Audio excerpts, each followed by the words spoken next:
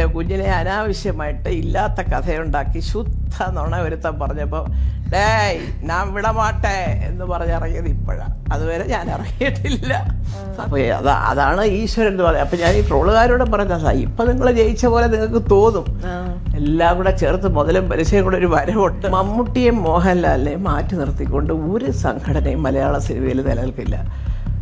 അതിൻ്റെ കാര്യമുണ്ട്. ഇവരുടെ പേര് വെച്ചിട്ടാണ് ഇവർ കാശുണ്ടാക്കുന്നത് അല്ലേ. മമ്മൂട്ടി വരുന്നുണ്ട്, മോഹൻലാൽ വരുന്നുണ്ട്, അല്ലെ ലാലേട്ടൻ പാടും, ഡാൻസ് ചെയ്യും എന്നൊക്കെ പറഞ്ഞാൽ അവർക്കൊരു മാർക്കറ്റിംഗ് തന്ത്രം കൂടെയാണ് ഇപ്പോൾ. അപ്പോൾ അതെല്ലാവരും അത് മനസ്സിലാക്കണം. മനസ്സിലാക്കേണ്ട കാര്യങ്ങൾ മനസ്സിലായിട്ടും മനസ്സിലാവാത്ത പോലെ അഭിനയിക്കുന്നതാണ് എന്നെ പോലുള്ളവർക്ക് ഒരു വിഷമം. ഇവിടെ ഒരു കുടുംബസംഗമം നടന്നപ്പോൾ ഞാൻ ഈ വീട്ടിലിരിക്കുക, ഞാൻ അറിഞ്ഞുപോലും ഇല്ല. ഈ വീട്ടിലിരിക്കുന്നത് എനിക്കെന്തോ അവിടെ വരെ പോയാൽ ഇത്ര വലിയ താമസം, തേവരെ തന്നുവരെ പോയാൽ അത് ഞാൻ അറിഞ്ഞിട്ടില്ല. കുടുംബസംഗമം അറിഞ്ഞില്ല, വനിതാ ദിനം ആഘോഷിച്ചാൽ. അപ്പോൾ ഇങ്ങനെയുള്ള പരിപാടികൾക്ക് സ്ഥിരം നിങ്ങൾക്ക് ഫോട്ടോ നോക്കിയാൽ വീഡിയോ നോക്കിയാൽ കാണാം, സ്ഥിരം പോകുന്ന ഒരു 10-20 പേരുണ്ട്. നമ്മുടെ കാര്യങ്ങൾ പറയേണ്ട രീതിക്ക് പറയേണ്ട ഭാഷ ഉപയോഗിച്ച്, ദാറ്റ് ഇസ് വെരി ഇമ്പോർട്ടൻറ്റ്. പറയേണ്ട ഭാഷ ഉപയോഗിച്ച് തന്നെ പറയണം അല്ലേ. ഞാനത് പറഞ്ഞാൽ ഇങ്ങനെ ഇഷ്ടപ്പെടില്ല, ഞാനത് ഇതൊക്കെ ചുമ്മാ പറയാം. അങ്ങനെ ഇഷ്ടപ്പെടാത്ത വലിയ നടന്മാരൊന്നും അവിടെ ഇല്ല. കാര്യങ്ങൾ പറയാം, പക്ഷേ ഈ പറയുന്നതിലൂടെ ഉള്ള കാര്യങ്ങളായിരിക്കണം. ലുക്കിംഗ് ബാക്ക് എന്നോട് ചോദിക്കുകയാണ് എൻ്റെ ലൈഫിൽ one of the most prestigious moment, especially interviews എടുക്കുന്ന സമയത്ത് എൻ്റെ ഏറ്റവും മോസ്റ്റ് പ്രസ്റ്റീജിയസ് മൊമെൻറ്റ് ഏതാണെന്ന് ചോദിച്ചാൽ ഞാൻ പറയും it is this moment. Because ഇന്ന് എൻ്റെ ഒപ്പം ജോയിൻ ചെയ്യുന്ന ഈ ഒരു guest, she has a layered personality, a legacy, a love and warmth. Welcoming the favourite അമ്മ ഓഫ് മലയാളം ഇൻഡസ്ട്രി ആൻഡ് എൻ്റെ favourite too Mallikamma. Welcome to ഞാൻ വിടമാട്ടെ ബൈ കീർത്തി. താങ്ക് യു മോളെ ഫോർ ദ ബ്യൂട്ടിഫുൾ ഇൻട്രൊഡക്ഷൻ. ഭയങ്കര കോംപ്ലിമെന്റ് അല്ലേ അത്? നോ അമ്മ, seriously I mean like you know നമ്മൾ ഫിലിം ഇഷ്ടപ്പെടുന്ന ആൾക്കാരാണ്. എനിക്ക് എക്സ്പെഷ്യലി ഫിലിമിന് പിന്നെ നടക്കുന്ന കാര്യങ്ങൾ വളരെ കൗതുകമായിട്ട് കേൾക്കുന്ന ആളാണ്. അപ്പം അമ്മയെപ്പോലെ ഒരു artist to be on the show of ഞാൻ വിടമാട്ടെ, it's great honour for me. എന്തുകൊണ്ട് വിശേഷമൊക്കെ സുഖമാണോ? വെൽക്കം. Thank you. എങ്ങനെയുണ്ട് ദിവസം അമ്മ? സുഖമായിട്ട് പോകുന്നു? സുഖമായിട്ടൊക്കെ പോകുന്നു. ആ പേര് നല്ല പേര്, ഞാൻ വിടമാട്ടെ എന്തോ ഭഗവാനെ. അത് കേട്ടപ്പോഴേ ഞാൻ പറഞ്ഞു ഷൂട്ടിങ് ക്യാൻസൽ ചെയ്തെങ്കിലും നിൽക്കണം, ഇല്ലെങ്കിൽ അവിടെ വരും വിടമാട്ടെ എന്ന്. എൻ്റെ പേര് ഇപ്പം എല്ലാവരും സേവ് ചെയ്യുന്നു, കീർത്തി വിടമാട്ടെ എന്നൊക്കെ പറഞ്ഞു. അല്ല ശരിക്കും ഞാൻ ആദ്യമായിട്ട് ഇങ്ങനെ പേര് ചെയ്യുന്നത് ഞാൻ വിടമാട്ടെ വിടമാട്ടെ എന്നൊക്കെ ചോദിച്ച് ഡയലോഗുകളും സിനിമയൊക്കെയാണ് ഓർമ്മ. ഏതായാലും നല്ല പേരാട്ടോ അത്. വെരി ഇൻട്രസ്റ്റിംഗ് ഒരു നെയിം. അത് വെച്ചാൽ ഈ ഒരു പേര് കേൾക്കുമ്പോൾ അയ്യോ അത് നമുക്ക് ഒരു ആകാംക്ഷയാണല്ലോ. ഒരു ഫോട്ടോ ഇട്ട് ഞാൻ വിടമാട്ടെ എന്ന് പറയുമ്പോൾ നമ്മൾ തമ്മിൽ അടിയാന്നൊക്കെ വിചാരിക്കുന്നവർ കാണും.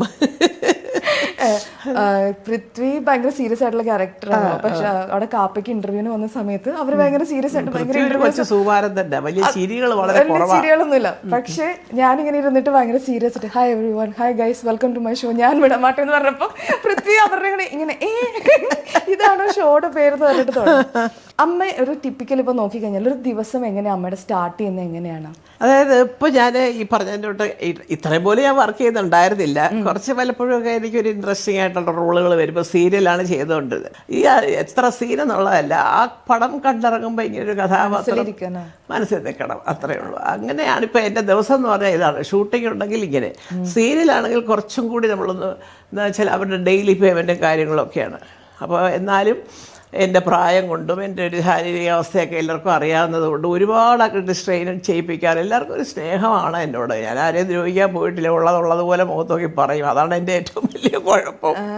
അതുകൊണ്ട് ഞാൻ ഈ പറഞ്ഞതുപോലെ രാവിലെ ഒരു 7 മണി 8 മണിയാകുമ്പോൾ സെറ്റ് ചെല്ലും, വൈകുന്നേരം അതെ 7-7:30 അവർ വിടുകയും ചെയ്യും. അപ്പോൾ അതൊരു സുഖമാണ്. ഈ പറഞ്ഞ 10 ദിവസം അഭിനയിച്ചാൽ 10 ദിവസത്തിൻ്റെ കാശ് അപ്പം കിട്ടും. അല്ലാതെ അത് ഡബ്ബിങ് ഇപ്പം എല്ലാം ലൈവാണല്ലോ, ഡബ്ബിങ് ഇല്ല, എല്ലാം അപ്പം തന്നെ സൗണ്ട് എടുക്കുക. ഇങ്ങനെയാണ് ജീവിതം. അപ്പം മിക്കവാറും വർക്കുള്ള ദിവസം കാലത്ത് ഒരു 7 തൊട്ട് രാത്രി 7 വരെ നല്ല ഞങ്ങൾക്കൊക്കെ എന്ന് പറഞ്ഞാൽ ഇപ്പോഴത്തെ കുട്ടികളുടെ കൂടെ ഒരുപാട് കാണാതെ പഠിച്ച് അങ്ങനെ അല്ല. ഞങ്ങളൊക്കെ 2-3 പ്രാവശ്യം വായിക്കുമ്പോൾ തന്നെ നമുക്ക് ആ ഡയലോഗ് എന്താണെന്ന് മനസ്സിലാവും. ഞങ്ങൾ പറയും, തെറ്റിക്കാതെ പറയും. തെറ്റിയാലും അതിൻ്റെ അർത്ഥത്തിനോ സന്ദർഭത്തിനോ ഒന്നും തെറ്റ് വരാത്ത രീതിയിലുള്ള പറച്ചിലേ ഞങ്ങളുടെ കയ്യിൽ നിന്നിടുകയുള്ളൂ. അത് സംവിധായകർക്ക് സന്തോഷമാണ്. എന്നാൽ കൊള്ളാം ചേച്ചി, അത് അങ്ങനെ തന്നെ ഇരിക്കട്ടെ എന്ന് പറയുന്നവരേ ഉള്ളൂ. അപ്പം ഇങ്ങനെയൊക്കെയുള്ള ജീവിതമായിട്ട് അങ്ങനെ പോകുന്നു. മക്കളുടെ വഴി, എൻ്റെ വഴി. ഞാൻ മല്ലിക നമ്മൾ ഏതൊരു ആളെ എടുത്തു കഴിഞ്ഞാലും നമ്മൾ അതിൻ്റെ ഒരു ചൈൽഡ്ഹുഡ് കാണുമല്ലോ നമുക്ക്. ഈ കുഞ്ഞു മല്ലിക എന്ന് പറയുമ്പം എന്തായിരുന്നു ആ ഒരു സമയത്ത് നമുക്ക് ഓർമ്മയുണ്ട്? ലൈക്ക് ഒരു സ്വപ്നങ്ങളാവട്ടെ, അല്ലെങ്കിൽ അമ്മ പൊതുവേ എങ്ങനെയായിരുന്നു? ബിക്കോസ് ഇപ്പം നോക്കി കഴിഞ്ഞാൽ ഒരു ഇൻഡിപെൻഡൻറ്റ് പേഴ്സണാലിറ്റിയാണ് അമ്മ. ലൈക്ക് ഞാനിപ്പോൾ അന്ന് അമ്മയോട് പറഞ്ഞ പോലെ ഞങ്ങൾക്ക് പോലും ഇപ്പോഴും ഒരു മോട്ടിവേഷനാണ് അമ്മ എന്ന് പറയുന്നത്. സോ എങ്ങനെയായിരുന്നു കുഞ്ഞു മല്ലിക അമ്മ ഓർക്കുമ്പോൾ എങ്ങനെയായിരുന്നു? അല്ല, തീർച്ചയായിട്ടും അത് ഞാൻ ഈ പറഞ്ഞിട്ട് അത് അന്നേ ഞാൻ അങ്ങനത്തെ ഒരാളാണ് കേട്ടോ. ഞാൻ എൻ്റെ സ്കൂൾ വിദ്യാഭ്യാസം എന്ന് പറഞ്ഞാൽ തിരുവനന്തപുരത്ത് കോട്ടൺ ഹിൽ സ്കൂളിലും മോഡൽ സ്കൂളിലുമാണ്. മോഡൽ സ്കൂൾ എന്ന് പറഞ്ഞാൽ അന്ന് 5ാം ക്ലാസ് വരെ പെൺകുട്ടികളെ സമ്മതിക്കുള്ളൂ. അവിടെയാണ് ഈ മണിയമ്പിള്ള രാജു ഒന്നിച്ച് പഠിച്ചതും മോഹൻലാലിൻ്റെ ബ്രദർ. പിന്നെ മോഹൻലാലും ജഗദീഷും ഒക്കെ ഈ പറഞ്ഞതിൻ്റെ തൊട്ട് ഒരു വർഷം, മോഹൻലാൽ കുറച്ച് ആളേതാണ്. എനിക്കത് ജഗദീഷ് ഞാൻ തമ്മിലാണ്ട് 1 വർഷത്തിൻ്റെ വ്യത്യാസമേ കാണുള്ളൂ. അത് കഴിഞ്ഞ് ഞാൻ എൻ്റെ മെയിൻ ഒരു സ്കൂൾ വിദ്യാഭ്യാസം എന്ന് പറഞ്ഞാൽ ട്രിവാൻഡ്രത്ത് കോട്ടൺ ഹിൽ സ്കൂളാണ്. ഇന്നിപ്പോൾ ഒരു പക്ഷേ തിരുവനന്തപുരത്തുള്ള ഗവൺമെൻറ് സ്കൂളിലെ ഒരു വലിയ സ്കൂളായിരിക്കും അത്, ഇല്ലെന്ന് ഞാൻ പറയുന്നില്ല. നല്ല സ്കൂളാണ്, നല്ല ടീച്ചേഴ്സായിരുന്നു, എല്ലാ സൗകര്യങ്ങളും ഉണ്ട്. അപ്പോൾ NCCക്ക് ചേരാൻ പറഞ്ഞാൽ NCCക്ക് ചേരും. സ്കൂൾ യൂത്ത് ഫെസ്റ്റിവൽ ഇതിനൊക്കെ ഉണ്ടെന്ന് പറഞ്ഞാൽ എല്ലാത്തിലും ഉണ്ട്. ഞങ്ങളൊരു 10 പേരുണ്ട്. റെസിറ്റേഷനായാലും പാട്ടായാലും ഡാൻസ് ആയാലും നാടകമായാലും എല്ലാത്തിനും അങ്ങ് ചേരും. ചുമ്മാ അതൊന്നുമല്ല, സ്കൂളിലേക്ക് ട്രോഫി കൊണ്ടുവരും. അപ്പോൾ അത് കാരണം ഞങ്ങളൊരു ഓമന പുത്രികളായിരുന്നു അവിടെ. വലിയ വഴക്കൊന്നും പറയാറൊന്നുമില്ല. ഇതിൻ്റെ ഇടയിൽ കൂടെ പഠിത്തമൊന്നും കുഴപ്പമില്ല കേട്ടോ എന്നൊക്കെ ഒരു ചെറിയൊരു വാർണിംഗ് അല്ലാതെ ടീച്ചേഴ്സിനൊക്കെ വലിയ കാര്യമായിരുന്നു. അവിടെയും ഞങ്ങൾ ഈ 10 പേർക്കൊരു ലീഡർഷിപ്പ് ക്വാളിറ്റി ഉണ്ട്. ഞങ്ങൾ പറഞ്ഞ് പിള്ളേരെയൊക്കെ സംഘടിപ്പിക്കാനും ഇതിനൊക്കെ ഒരു മിടുക്കരാണെന്ന് വെച്ചാൽ അങ്ങനെ ടീച്ചർമാർ തന്നിരിക്കുന്ന സർട്ടിഫിക്കറ്റാണ്. നിങ്ങൾ പോയിട്ടുണ്ട് ആ പിള്ളേരെ കൂടെ ഒന്ന് പറഞ്ഞ് ശരിയാക്കുന്നതൊക്കെ ഞങ്ങളെ ഏൽപ്പിക്കും പല കാര്യങ്ങളും. അവിടുന്ന് പിന്നെ ഞാൻ വരുന്നത് കോളേജ് വിമൻസ് കോളേജിലാണ്. ഞാൻ ഒരുപാട് ഇൻ്റർവ്യൂവിൽ പറഞ്ഞിട്ടുണ്ട്. വിമൻസ് കോളേജ് കയറിയപ്പോൾ നമ്മൾ ഏതാണ്ട് വലിയ കോളേജിൽ കയറിയാൽ ഇപ്പോഴത്തെ പിള്ളേർ അതാണ് ധരിച്ചത്, കോളേജിൽ കയറിയാൽ ഭയങ്കര സംഭവം എന്നുള്ളൊരു മട്ടില്ല. അന്നൊക്കെ കോളേജിൽ കയറുമ്പോൾ കുറേ കൂടെ വിനയം നമ്മൾ ഇല്ലെങ്കിലും അഭിനയിക്കെങ്കിലും വേണം. കാരണം ടീച്ചേഴ്സ് കുറേ കൂടെ സ്ട്രിക്റ്റാണ്, കുറേ കൂടെ വലിയ ക്ലാസ്സിലെത്തി. അപ്പോൾ വീട്ടിൽ നിന്ന് പറയുന്നത് അപ്പോൾ പഴയ കുട്ടികളെയൊക്കെ മാറ്റണേ, സ്കൂളിൽ സീരിയസ് ആയിട്ട് പോകണം, കോളേജാണ് എന്നൊക്കെ അങ്ങനെയൊക്കെയല്ലേ അച്ഛനമ്മമാർ പറഞ്ഞു തരുന്നത്. ഇപ്പം അതല്ലല്ലോ. കോളേജിൽ കയറി ആര് പഠിക്കുന്നു, കയറിയ ഉടനെ ഞാൻ ഇറങ്ങിക്കോളൂ സമരമാണെന്നൊക്കെ പറഞ്ഞുകൊണ്ട്. അപ്പോൾ അതിനൊന്നും ഇപ്പോൾ വലിയൊരു പ്രസക്തിയില്ല. ഇപ്പോൾ രാഷ്ട്രീയം കടത്തി വെട്ടി എല്ലാത്തിനെയും കടത്തി വെട്ടിയിട്ട് മുന്നോട്ട് പോകുന്ന ഒരു സമയത്താണ്. അന്നതില്ല, രാഷ്ട്രീയമൊന്നും ഇല്ലാതിരുന്ന സമയത്ത് വിമൻസ് കോളേജ് ചെന്നു. പക്ഷേ അവിടെ ഒരു അത്ഭുതകരമായ സംഭവം നടന്നത് ഞാൻ ഒരുപാട് ഇൻ്റർവ്യൂവിൽ പറഞ്ഞു ചിലർക്ക് കാണാൻ പാടാം. ഞാനവിടെ ഇലക്ഷൻ നിൽക്കുന്നു, പ്രീ ഡിഗ്രിക്ക് പഠിക്കുമ്പോൾ ഞാൻ ജയിക്കുന്നു, BA കാരി പരാജയപ്പെടുന്നു. അപ്പോൾ ഞാൻ ആർട്സ് ക്ലബ് സെക്രട്ടറി. അപ്പോൾ പ്രിൻസിപ്പൽ എന്നെ വിളിച്ചു, ഇതെങ്ങനെയാണ് ഈ 2 വർഷം കൊണ്ട് ഇത്രയും പേരെ സംഘടിപ്പിച്ചു? ഭയങ്കര മാർജിനാണ്, അത്രയും മാർജിൽ ആരും ജയിച്ചിട്ടുണ്ടെന്ന് എനിക്കറിയത്തില്ല. അതൊക്കെ കഴിഞ്ഞപ്പോഴാണ് ഇങ്ങനെ കുറേ പേര് വന്നിട്ട് ഇത് ഇദ്ദേഹം മറ്റേ കൈനിക്കര വീട്ടിലെ കുട്ടിയാണ് കേട്ടോ, അവർ പഴയ ഗാന്ധിയന്മാരാ. അല്ല, അവർ പഴയ ഗാന്ധിയന്മാരാന്നേ ഉള്ളൂ. അവരിപ്പോഴും മരണം വരെ അവരൊക്കെ അങ്ങനെ തന്നെ ആയിരുന്നു. അത് ഇടയ്ക്ക് വെച്ച് ചാടത്തും മാറത്തൊന്നുമില്ല. അതങ്ങനെ. അപ്പോൾ അതുകൊണ്ട് കോൺഗ്രസ് ആയിരിക്കും എന്നൊരു ഊഹം. ശരി, എന്തോ. അപ്പോൾ അന്ന് നമുക്ക് KSU എന്ന് പറഞ്ഞാൽ സത്യം അതിൻ്റെ ഫുൾ ഫോം ഞാൻ അപ്പോഴാണ് പഠിക്കുന്നത്. പിറ്റേ ആരാട്ടൊക്കെ പോയി KSU ജയിച്ചു, KSU എന്തോ ഞങ്ങൾ ചോദിക്കാം, ഞങ്ങളെല്ലാം കൂടെ അങ്ങോട്ട് കൊണ്ട് ഞങ്ങൾക്ക് അറിയത്തില്ല സത്യം. ഞാൻ പൊളിറ്റിക്സ് ഒന്നും ഇല്ല, ഒട്ടുമില്ല. അപ്പോൾ അന്ന് ഈ ഇലക്ഷനൊക്കെ ജയിച്ച ഒരു സമയത്തൊക്കെ ഞാൻ പ്രീ ഡിഗ്രിക്കാരിയാണെന്ന് അറിയാമെങ്കിലും അവിടെയും ഞങ്ങൾ ഒരു 5-8 പേര് വലിയ കാര്യമായിരുന്നു. പ്രിൻസിപ്പലൊക്കെ വിളിച്ചിട്ട് എപ്പോഴും ചോദിക്കും എന്താണ് ഏതാണ്. കാരണം ഞങ്ങൾ എവിടെ പോയാലും ഒരു സമ്മാനം കൊണ്ടുവരും. കോളേജായാലും സ്കൂളായാലും ഒക്കെ അതെ, ഒരു ഇൻ്റർ കോളേജ് ഫെസ്റ്റിവൽ ആവട്ടെ, അല്ലെങ്കിൽ ഡ്രാമയാവട്ടെ, ആക്ടിങ് ആവട്ടെ, മ്യൂസിക് ആവട്ടെ, എന്തായാലും ഒരു 1-2 സമ്മാനം ഞങ്ങളിലൂടെയാണ് അത് വന്നുകൊണ്ടിരുന്നത് പലപ്പോഴും. അപ്പോൾ അത് കാരണം ഈ പഠിക്കുന്ന കാലം തൊട്ടേ എനിക്കൊരു ഇതുണ്ട്. കാരണം ഞാൻ കയറി ജയിച്ചതൊക്കെ അങ്ങനെ. ഞാൻ ഉണ്ടാകാനൊക്കെ കണ്ടിട്ടില്ലാത്ത പ്രേം നസീറിനെ ശാരദാമ്മയും കൂടെ ഒന്നിച്ചു കൊണ്ടുവരും ആർട്സ് ക്ലബ് ഇനാഗ്രേഷൻ. ഞാൻ എനിക്ക് ഇവരെവിടെ താമസമൊന്നുമില്ല എന്ന് അറിഞ്ഞൂടാ, വെച്ചാൽ കലക്കി. പ്രിൻസിപ്പൽ ചോദിച്ചു എങ്ങനെ കൊണ്ടുവരുന്നത്? ഞാൻ അതൊക്കെ നടക്കും മാഡം എന്നൊക്കെ പറഞ്ഞ്. പിന്നെ ഞാൻ ആലോചിച്ചപ്പോൾ എൻ്റെ കസിൻ എടുത്ത പടത്തിൽ നസീർ സാറ് നായകനാണ്. അങ്ങനെയൊക്കെ പോയി ചെന്ന് സാർ പിന്നീട് അത് ഒരുപാട് സ്ഥലത്ത് പറഞ്ഞിട്ടുണ്ട്. ഞാൻ ചെന്ന് പറഞ്ഞു സാറേ ഞാൻ ജയിച്ചത് അങ്ങനെ കേട്ടോ. മെർലാൻ അപ്പോഴാണ് മെർലാൻ സ്റ്റുഡിയോയിൽ ഭദ്രച്ചിറ്റ എന്ന് പറഞ്ഞ ശാരദയുടെ ഓൺ പ്രൊഡക്ഷൻ ഷൂട്ടിങ് വരുന്നത്. അവിടെ ചെന്ന് കണ്ട് ശാരദയും അതെ എനിക്കറിയാവുന്ന ഞങ്ങളുടെ ഒരു ബന്ധുത്വത്തിലുള്ള ഒരാളിൻ്റെ ഹോട്ടലിലായിരുന്നു അപ്പോൾ താമസം. ഞാനെല്ലാം ചെന്ന് പറഞ്ഞു. 2 പേരും ചിരിയും തുടങ്ങി. ഇതിപ്പോൾ കുടുങ്ങുമല്ല, പോയില്ലെങ്കിൽ വലിയയുടെ കാര്യം അധോഗതി അതൊക്കെ പറഞ്ഞ് അവസാനം 2 പേരും വന്നു. അതൊരു സംഭവമായിരുന്നു തിരുവനന്തപുരത്ത്. അപ്പുറത്തെ കോളേജിൽ ഇപ്പുറത്തെ കോളേജിലൊക്കെ പിള്ളേർ നേരത്തെ ക്ലാസ് കിട്ടി. ഞങ്ങൾ 3:30 ഫംഗ്ഷൻ വെച്ചിരുന്നത്. 3:30 മണിക്ക് നോക്കുമ്പോൾ വിമൻസ് കോളേജിൻ്റെ മതിൽ മുഴുവനും അപ്പുറത്തെ ആർട്സ് കോളേജിലെ പിള്ളേരും ഒക്കെ ഇരിപ്പുണ്ട്, ജനവും. കാരണം പ്രേം നസീറും ശാരദയാണ് അന്നത്തെ സൂപ്പർ സ്റ്റാർ. അതെ. അങ്ങനെ അപ്പോഴും ടീച്ചേഴ്സൊക്കെ പറയും നിങ്ങൾ കുറച്ച് പേർക്ക് നിങ്ങളുടേതായ ഒരു ക്വാളിറ്റീസ് ഒരുപാടുണ്ട്. കാരണം കോളേജിൻ്റെ കാര്യമാണെങ്കിൽ നിങ്ങളുടെ സ്വന്തം എല്ലാത്തിനും ഞങ്ങൾ മുമ്പിലുണ്ട്. ഒന്നും ഞങ്ങൾ ഈ മടിച്ചോ പേടിച്ചോ പുറകോട്ട് പോകത്തില്ല. അത് കുറച്ച് ഇപ്പോഴും എനിക്കുണ്ട് കേട്ടോ. എന്നെ അങ്ങനെ ചുമ്മാ വെറുതെ ആരെങ്കിലും അയ്യോ അങ്ങനെ ട്രോൾ, ഞാൻ ഒന്നാമത്തെ കാര്യം എനിക്ക് ട്രോളൊന്നും എല്ലാം കിട്ടാറില്ല. എനിക്കൊരു ഫ്രണ്ട്സ് ലിസ്റ്റ് എന്നാണ് എൻ്റെ ഫേസ്ബുക്ക്. പിന്നെ ആരെങ്കിലും വിളിച്ച് പറയും പബ്ലിക്കായിട്ട് ഇട്ടിട്ടുണ്ടെന്നൊക്കെ പറഞ്ഞു. അപ്പോൾ എനിക്ക് ചിരി വരും, കഷ്ടം. അപ്പോൾ എന്ത് ഇതൊക്കെ കേട്ടിട്ട് നമുക്ക് എന്താവാനാ? വേറെ ജോലിയൊന്നും ഇല്ലാത്തവർ വീട്ടിൽ അച്ഛനും അമ്മയെ നിയന്ത്രിക്കാനുള്ള നിയന്ത്രണങ്ങളൊന്നും ഇല്ലാതെ ഇറക്കി വിട്ടവർ പലരും കാണും. അവർക്ക് വേറെ പണിയൊന്നും ഇല്ലല്ലോ. ട്രോള് കീള് ഇതൊക്കെ തന്നെ കുത്തിയിരുന്ന് എഴുതുക. ആ ഭാഷ കേട്ടാൽ അറിയാം. ഇപ്പോൾ എന്താ പറയുക, മിനി പേര് വെച്ചിട്ട് ഉപയോഗിച്ചിരിക്കുന്ന ഭാഷ കേട്ടാൽ അറിയാം അത് മിനി അല്ല, ഏതോ പുരുഷനാണ്. കാരണം ഒരു പെണ്ണിന് വരുന്ന ഭാഷയ്ക്ക് ഒരു ചെറിയ നിയന്ത്രണ രേഖയുണ്ട്, അതിനപ്പുറത്തേക്ക് പോകത്തില്ല ഈ വാക്കുകളുടേത്. ഇത് ചിലതൊക്കെ ഓരോരുത്തർ പറയുന്നതായിട്ട് നമുക്ക് തോന്നി ഇത് പെൺകുട്ടിയായിരിക്കും, അങ്ങനെ പറയുന്നവരുണ്ടായിരിക്കും. പക്ഷേ എൻ്റെ സങ്കല്പത്തിൽ ഈ ഫേക്ക് ഐ ഡിയിലും വരും. ഇപ്പം കുറേ ഫേക്ക് ഐ ഡീസ് ഒരുപാടുണ്ട്. അത് അവർ ജന്മനാ ഉള്ള കുഴപ്പങ്ങളാണ്. ഇപ്പം പറഞ്ഞിട്ട് കാര്യമൊന്നുമില്ല. കാരണം അതിനെ ഒന്ന് തിരുത്താൻ നോക്കിയാൽ നമ്മുടെ സമയം പോകും. നമുക്ക് ഇപ്പം ഞാൻ സിനിമയൊന്നും അഭിനയിച്ചില്ലെങ്കിൽ എനിക്ക് വേറെ കുറേ ജോലികളുണ്ട്. എനിക്ക് എൻ്റേതായ ഒരു ട്രസ്റ്റുണ്ട്. ഞാൻ വലിയ ഒരു പബ്ലിസിറ്റി ഒന്നും കൊടുക്കത്തില്ലെങ്കിലും അത്യാവശ്യം പേഴ്സണലായിട്ട് ഞാൻ ചെന്ന് സഹായിക്കുകയാണ്. ഞാൻ എൻ്റെ പുറകെ ഒരു വീഡിയോഗ്രാഫറെ ഫോട്ടോഗ്രാഫറെ ഞാൻ കൊണ്ടുപോകത്തില്ല. എനിക്കിഷ്ടമല്ല അത്. കാരണം പണ്ട് പറയത്തില്ലേ വലത് കൈ ചെയ്യുന്നത് ഇടത് കൈ പോലും അറിയരുതെന്നാണ് പ്രമാണം. അപ്പോൾ അതുകൊണ്ട് നമുക്ക് ചെയ്യാവുന്നത് ചെയ്യാതെ. ഇപ്പോൾ ഒരാൾ 1 ലക്ഷം കൊടുക്കുമെങ്കിൽ ഞാൻ ചിലപ്പോൾ 25,000 കൊടുക്കത്തുള്ളായിരിക്കും. എന്തായാലും ആ കൊടുക്കുന്നതിന് ഇത്ര വലിയ പബ്ലിസിറ്റിയുടെ ആവശ്യമൊന്നുമില്ലല്ലോ. അതെന്തിനാന്ന് വിചാരിക്കും. അതിൻ്റെ കൂടെ എൻ്റെ കുഞ്ഞുങ്ങൾക്ക് കൊടുക്കണേ ദൈവം ഇത് പ്രാർത്ഥിക്കുക. അപ്പോൾ ഇപ്പോഴും ഞാൻ അങ്ങനെയുള്ള കാര്യങ്ങൾക്കൊരു നേതൃത്വം കൊടുത്ത് നിൽക്കുന്ന ഒരാളാണ്. അതിപ്പോൾ സ്ത്രീകളുടെ കാര്യമാണെങ്കിലും ഒരുപാട് പേര് എന്നെ വിളിച്ചിട്ട് സങ്കടങ്ങൾ പറയാറുണ്ട്. അറിയിക്കേണ്ടവരെ ഞാൻ നേരിട്ട് അറിയിക്കുന്നുണ്ട്. സത്യം ഞാനിപ്പോൾ തന്നെ ഈ ആരോഗ്യവകുപ്പ് മന്ത്രിയെക്കുറിച്ച് ഇതൊക്കെ കാണുമ്പോൾ എനിക്ക് സത്യം സങ്കടം തോന്നുന്നു. ഇപ്പോൾ ആരോഗ്യവകുപ്പ് മന്ത്രി വീണ ജോർജ് എല്ലാവരുടെയും കെട്ടിടം വീഴത്തില്ലയോ? കെട്ടിടം വീണത് ആരോഗ്യവകുപ്പ് മന്ത്രിയായിട്ട്. അപ്പം ഒരു കാര്യം എനിക്ക് ഉമ്മൻചാണ്ടി സാറിൻ്റെ മകൻ പറഞ്ഞതിനുള്ള മാത്രമാണ്. കാരണം അയ്യോ ഇത് ഉപയോഗിക്കാൻ കൊടുത്തിരുന്നോ, തുറന്ന് അങ്ങനത്തെ സംശയങ്ങൾ എല്ലാവർക്കും തോന്നുന്നോ, കൊടുത്തിരുന്നോ, എന്തുകൊണ്ടാണ് ഈ ഇത് വരാൻ താമസിച്ചത്, അപ്പോൾ റോഡിന് എന്തോ പ്രശ്നം. പിന്നെ അപ്പം എല്ലാ സ്ഥലങ്ങളും എല്ലാ രാജ്യങ്ങളും ഇതുണ്ട്, approach road to all the hospitals. അല്ല എമർജൻസി സർവീസുള്ള എല്ലാ സ്ഥലത്തേക്ക് എത്ര റോഡുകൾ, അതാണ് നമ്മൾ ആദ്യം മെയിൻറ്റെയിൻ ചെയ്യേണ്ടത്. അല്ലാതെ നമ്മുടെ ഹൈവേ മാത്രം നോക്കിയാൽ പോരാ. കാരണം ഹോസ്പിറ്റലിലേക്ക് പോകുന്ന റോഡെന്ന് പറയുമ്പോൾ എപ്പോഴും ആംബുലൻസ് സർവീസോ അതും ഇതൊക്കെ ഉള്ളതാണ്.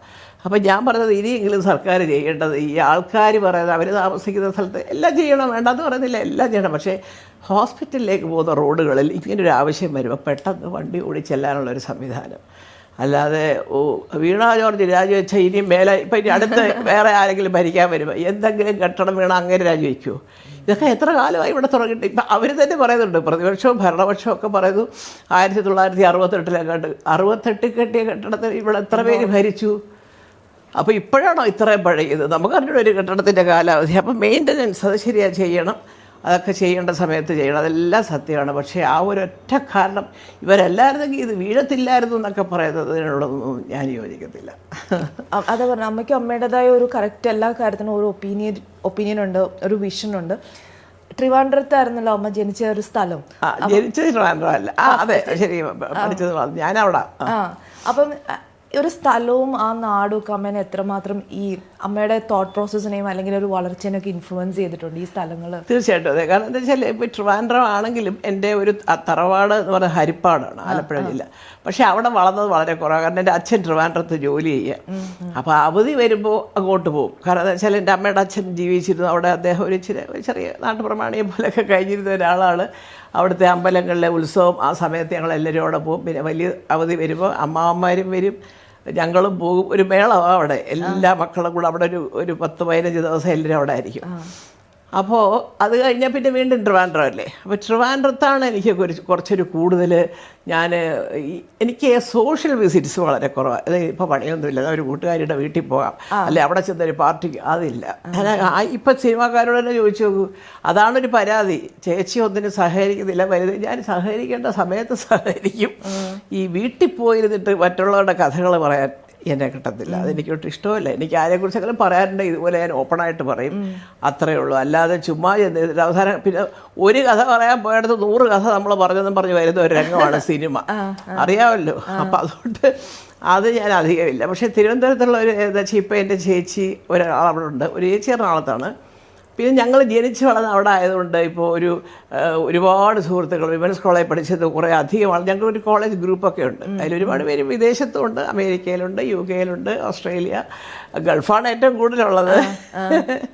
അപ്പോൾ അത് കൂൾ ലീഡേഴ്സ് എന്നാണ് അതിൻ്റെ പേര്. വിമൻസ് കോളേജ് ഗ്രൂപ്പാണത്, Cotton Hill plus women's college. അപ്പോൾ അത് ഒരുപാട് കൂട്ടുകാരവിടെ ഉണ്ട്. പിന്നെ ഞാൻ ഈ തൊഴാൻ പോകുന്ന അമ്പലങ്ങളിൽ പലതും തിരുവനന്തപുരത്ത്, പിന്നെ വരുന്ന ഹരിപ്പാട് എൻ്റെ നാട്ടില്ല. ഒരുപാട് ആൾക്കാർക്ക് അറിയാം ഞാൻ സത്യസന്ധമായിട്ട് ഈ ആരെയും സൂചിപ്പിക്കാനോ ആരുടെയെങ്കിലും തോളത്ത് കൈയിട്ടുണ്ട് 10 കള്ളം പറയാൻ എന്നെ കിട്ടത്തില്ല എന്നുള്ളത് തിരുവനന്തപുരത്തുള്ള പലർക്കും അറിയാം, ഇൻക്ലൂഡിങ് മീഡിയ. ഞാനെപ്പോഴും പറയാം, അതുകൊണ്ടാണ് എനിക്ക് മീഡിയയോടുള്ളൊരു നന്ദി എന്ന് പറയാനായിട്ട്. ഞാൻ 50 വർഷം പൂർത്തിയാക്കിയപ്പോൾ ഒരു സിനിമാ സംഘടനകളോ ഒരു സിനിമയിലുള്ള ആണുങ്ങളും പെണ്ണുങ്ങളോ ആരോ ആട്ടെ അങ്ങനെ ഇപ്പം എനിക്ക് സ്വീകരണം തന്നെ ഞാൻ അത്ര വലിയ താരമൊന്നുമില്ല. പക്ഷേ എങ്കിലും ആദ്യമായിട്ട് അതിന് ഒരുങ്ങി ഇറങ്ങി തിരിച്ചത് മീഡിയക്കാരാണ്. ഞങ്ങൾക്ക് ഫ്രണ്ട്സ് ആൻഡ് ഫോഴ്സ് എന്ന് പറഞ്ഞ് പത്രങ്ങളും ചാനലുകളും മറ്റു ഉദ്യോഗസ്ഥന്മാരും ഒക്കെ ഉണ്ട്, സിനിമാക്കാർ കുറച്ച് പേരൊക്കെ ഉണ്ട്. അവരെല്ലാവരും ഉള്ളൊരു ഗ്രൂപ്പാണ് എനിക്ക് 50-ാം വർഷം ആഘോഷിക്കുന്നത് ആദ്യം. അല്ലാതെ സിനിമാ സംഘടനയൊന്നുമല്ല. അതേപോലെ തന്നെ ഞാൻ പറയട്ടെ, നിങ്ങളോട് വളരെ ഓപ്പണായിട്ട് പറയണം, ഇപ്പോൾ പൃഥ്വിരാജിന് ഒരു ആവശ്യമില്ലാതെ ഒരു കിടന്ന് വാചകം അടിച്ചുണ്ടാക്കിയ പ്രശ്നമാണ്, അല്ലാതെ ഒരു പ്രശ്നമില്ല. അന്ന് ഇവരെല്ലാവരും കൂടെ കിടന്ന് അങ്ങനെയാണ് ഇങ്ങനെയാണെന്നൊക്കെ ആരെങ്കിലും സിനിമയിൽ നിന്ന് എന്തെങ്കിലും ഒരു വാക്ക് അവരോടോ എന്നോടോ പറഞ്ഞിട്ടില്ലല്ലോ, ഇല്ല. അപ്പോൾ പിന്നെ ഈ പറയുന്നത് അത് സ്നേഹക്കുറവുകൊണ്ടല്ല, പേടിച്ചിട്ടാണ്. പൃഥ്വിരാജിനെ ഇപ്പം നമ്മൾ പൊട്ടമോനെ എന്ന് പറഞ്ഞാൽ അത് ഇഷ്ടപ്പെടാത്തവരുണ്ട് അവിടെ. അപ്പം ഇങ്ങനെയൊക്കെയുള്ളത് രാഷ്ട്രീയത്തിലും സിനിമയിലും ഒരു സാധാരണ സംഭവമാണ്. പക്ഷെ ഒരു കാര്യം, ഇപ്പം ഈ കലിയുഗം ആയതുകൊണ്ട് കൊടുത്താൽ കൊല്ലത്ത് കിട്ടുമെന്ന് പറഞ്ഞല്ലേ, പല വഴി കൂടെ പലർക്കും അത് അനുഭവിക്കേണ്ടി വരുന്നുണ്ട്. അയ്യോ പണ്ട് നമ്മളിങ്ങനെയൊക്കെ പറഞ്ഞെങ്കിൽ ഇത് സത്യം തന്നെയാണ് അതാണ്. അപ്പോൾ അതാണ് ഈശ്വരൻ എന്ന് പറയാം. അപ്പം ഞാൻ ഈ ട്രോളുകാരോട് പറഞ്ഞാൽ, ഇപ്പം നിങ്ങൾ ജയിച്ച പോലെ നിങ്ങൾക്ക് തോന്നും, എല്ലാം കൂടെ ചേർത്ത് മുതലും പലിശയും കൂടെ ഒരു വരവുണ്ട്, അത് വാങ്ങിക്കാൻ റെഡി ആയിട്ടിരുന്നോളാം. ട്രോളമായി ചെയ്യുന്ന ആൾക്കാരെ എനിക്ക് മനസ്സിലാക്കിയെടുത്തോളം അവർ സക്സസ്ഫുൾ ആയിട്ടുള്ള ഒരാളല്ല. നമ്മൾക്കൊരു പേഴ്സണാലിറ്റി നമുക്ക് ഫ്രണ്ടിൽ കാണിക്കണമെങ്കിൽ നമുക്ക് ഇങ്ങനെ ഒരു സ്ക്രീൻ വെച്ചിട്ടിരുന്ന് സംസാരിക്കാം. പക്ഷേ ഒരു സ്ക്രീനിന്റെ പുറകെ ഇരിക്കുന്ന ആൾക്കാർക്ക് പല ടൈപ്പ് ഓഫ് മെന്റൽ ഡിസോർഡേഴ്സും അവരുടേതായ ഫ്രസ്ട്രേഷൻസും കാണും. അപ്പം വെറുതെ കാണുന്ന ഒരാൾ, ഇപ്പം ഞാൻ എസ്റ്ററിന്റെ ഒരു ആ കുട്ടിയുടെ ഇന്റർവ്യൂ എടുത്ത സമയത്ത് പുള്ളിക്കാരി ഒരു റെസ്റ്റോറൻറ്റിൽ വർക്ക് ചെയ്തിട്ട് പറ്റില്ലാത്തതുകൊണ്ട് പുറത്ത് പാർട്ട് ടൈം ചെയ്തിട്ട് നിർത്തി എന്ന് പറഞ്ഞു. അതങ്ങ് ഏറ്റെടുത്തിട്ട് എന്തൊക്കെയോ ജോലി ചെയ്യാൻ പറ്റില്ല. ആള് നല്ലൊരു കോളേജിൽ വളരെ നന്നായിട്ട് പഠിച്ച് കയറിയതാണ്, അതല്ല പറയുന്നത്. പക്ഷെ പറയുന്നത് ആ റെസ്റ്റോറൻറ്റിൽ വർക്ക് ചെയ്യാൻ പറ്റിയില്ല എന്ന് പറഞ്ഞതാണ് ഭയങ്കര വൈറലായിരിക്കുന്നത്. അപ്പം ഞാൻ ആലോചിക്കും, ഇതൊക്കെയാണ് വൈറലാവേണ്ടത്. അതാ ഞാൻ പറയാം. ഇപ്പം ഞാൻ തിരുവനന്തപുരത്ത് താമസിക്കുന്നത്, എന്ത് പാർട്ടി ആരും നോക്കിയില്ലല്ലോ, സകല ഇപ്പം ഭരിക്കുന്നത്. എനിക്ക് ഒരുപാട് പേരോട് ബഹുമാനുണ്ട്. ഇതൊക്കെ ചെറിയ കാര്യങ്ങൾ, ഇതൊക്കെ സിനിമയിലുള്ളതാ ചേച്ചി എന്ന് പറയുന്നവരുണ്ട്. പിന്നെ ഇവരേതോ വലിയ മറ്റേ അങ്ങനെയാണ് ഇങ്ങനെയാണ് ഒരു പ്രത്യേക പാർട്ടിയുടെ പേര് പറഞ്ഞ് പേടിപ്പിച്ച് വാചകടിച്ച് തെറിയ എഴുതുന്നവർക്ക് അറിയാൻ വയ്യ. അതിന് ഞങ്ങളാരും ഇത് അറിഞ്ഞിട്ടുമില്ല പറഞ്ഞിട്ടുമില്ല, ഇതൊക്കെ ചില കൂലിക്കാരുടെ പോലുള്ള പരിപാടിയാണെന്ന് ചേച്ചി അതൊക്കെ മനസ്സിൽ നിന്ന് വിട്ടേക്കണം. എല്ലാം കഴിഞ്ഞ് എനിക്ക് വലിയ ബഹുമാനമാണ് ഈ പറഞ്ഞിട്ട്. കോൺഗ്രസിനകത്ത് എത്ര പേര്, നമ്മുടെ ഷാഫി പറമ്പിൽ, മാങ്കൂട്ടത്തിൽ. അല്ല ഞാൻ ചോദിക്കട്ടെ അമ്മ, അപ്പം ഈ ആക്ച്വലി അപ്പം ഇങ്ങനെ വരുന്ന സമയത്ത് അമ്മ ആസ് എ മോം ഇപ്പം നമ്മൾ അമ്മ ഐ ഹാവ് സീൻ അമ്മ റിയാക്ട് ചെയ്യും. അത് നമ്മൾ മുന്നേ പറഞ്ഞിട്ടുണ്ട്, പൃഥ്വിയുടെ കാര്യമാണെങ്കിലും ഇന്ദ്രജിത്തിൻ്റെ കാര്യമാണെങ്കിലും. പക്ഷേ അമ്മ മെൻ്റലി അവർക്ക് എങ്ങനത്തെ അവർക്ക് അതിൻ്റെ ആവശ്യമുണ്ട്, മെൻ്റൽ സപ്പോർട്ട് അമ്മ കൊടുക്കാറുണ്ട്, അല്ലെങ്കിൽ ഇങ്ങനെ കാര്യം കേൾക്കുമ്പോൾ അമ്മ റെസ്പോണ്ട് ചെയ്യാറുണ്ട് അവരുടെ അടുത്ത്? അല്ല, അത് ചില കാര്യങ്ങൾ വരുമ്പോൾ അവർ ഇപ്പം തന്നെ ഈ എമ്പുരാൻ പ്രശ്നം എന്ന് പറഞ്ഞാൽ വിടാൻ അതേ കാര്യം രാജു ഒന്നും നോക്കത്തില്ല, സോഷ്യൽ മീഡിയ നോക്കത്തില്ല, ആരോടെങ്കിലും പറഞ്ഞിട്ടുള്ള അറിവുകളേ ഉള്ളൂ. അവരെ ഒന്നാമത്തെ കാര്യം നേരമില്ല സത്യം. ഇപ്പം തന്നെ കണ്ടില്ലേ, വന്നു അച്ഛൻ്റെ ഒരു വലിയായിരുന്നു, അത് കഴിഞ്ഞു പിറ്റേന്നെ വെളുപ്പിനെ പോയി രാജമൗലി സാറിൻ്റെ ഷൂട്ടിങ്ങാണ്, അടുത്തത് പോയി. അപ്പം അത് കഴിഞ്ഞാൽ ഉടനെ അടുത്ത പുതിയ പടം തുടങ്ങും. അപ്പോൾ അവനിങ്ങനെ അടുപ്പിച്ച് വർക്ക്, അവരുമായിട്ട് ഇതൊന്നും ചർച്ച ചെയ്യാൻ പറ്റത്തില്ല. അപ്പോൾ അന്ന് ഞാൻ വിളിച്ച് ചോദിച്ചു, മോനെ ഇത് ഒരുപാട് പേര് എന്നെ വിളിക്കുന്നു, ഇവിടുന്ന് മാത്രമല്ല പുറത്തു നിന്നൊക്കെ ഇങ്ങനെ പറയുന്നു, രാജു ആണോ ഇങ്ങനെ, അറിഞ്ഞില്ലേ? അപ്പോൾ ഞാൻ ആദ്യം മുരളി ഗോപിയെ വിളിച്ച് ഞാൻ പറഞ്ഞു, മോനെ ഇതെന്തോന്ന് കേൾക്കുന്നത്?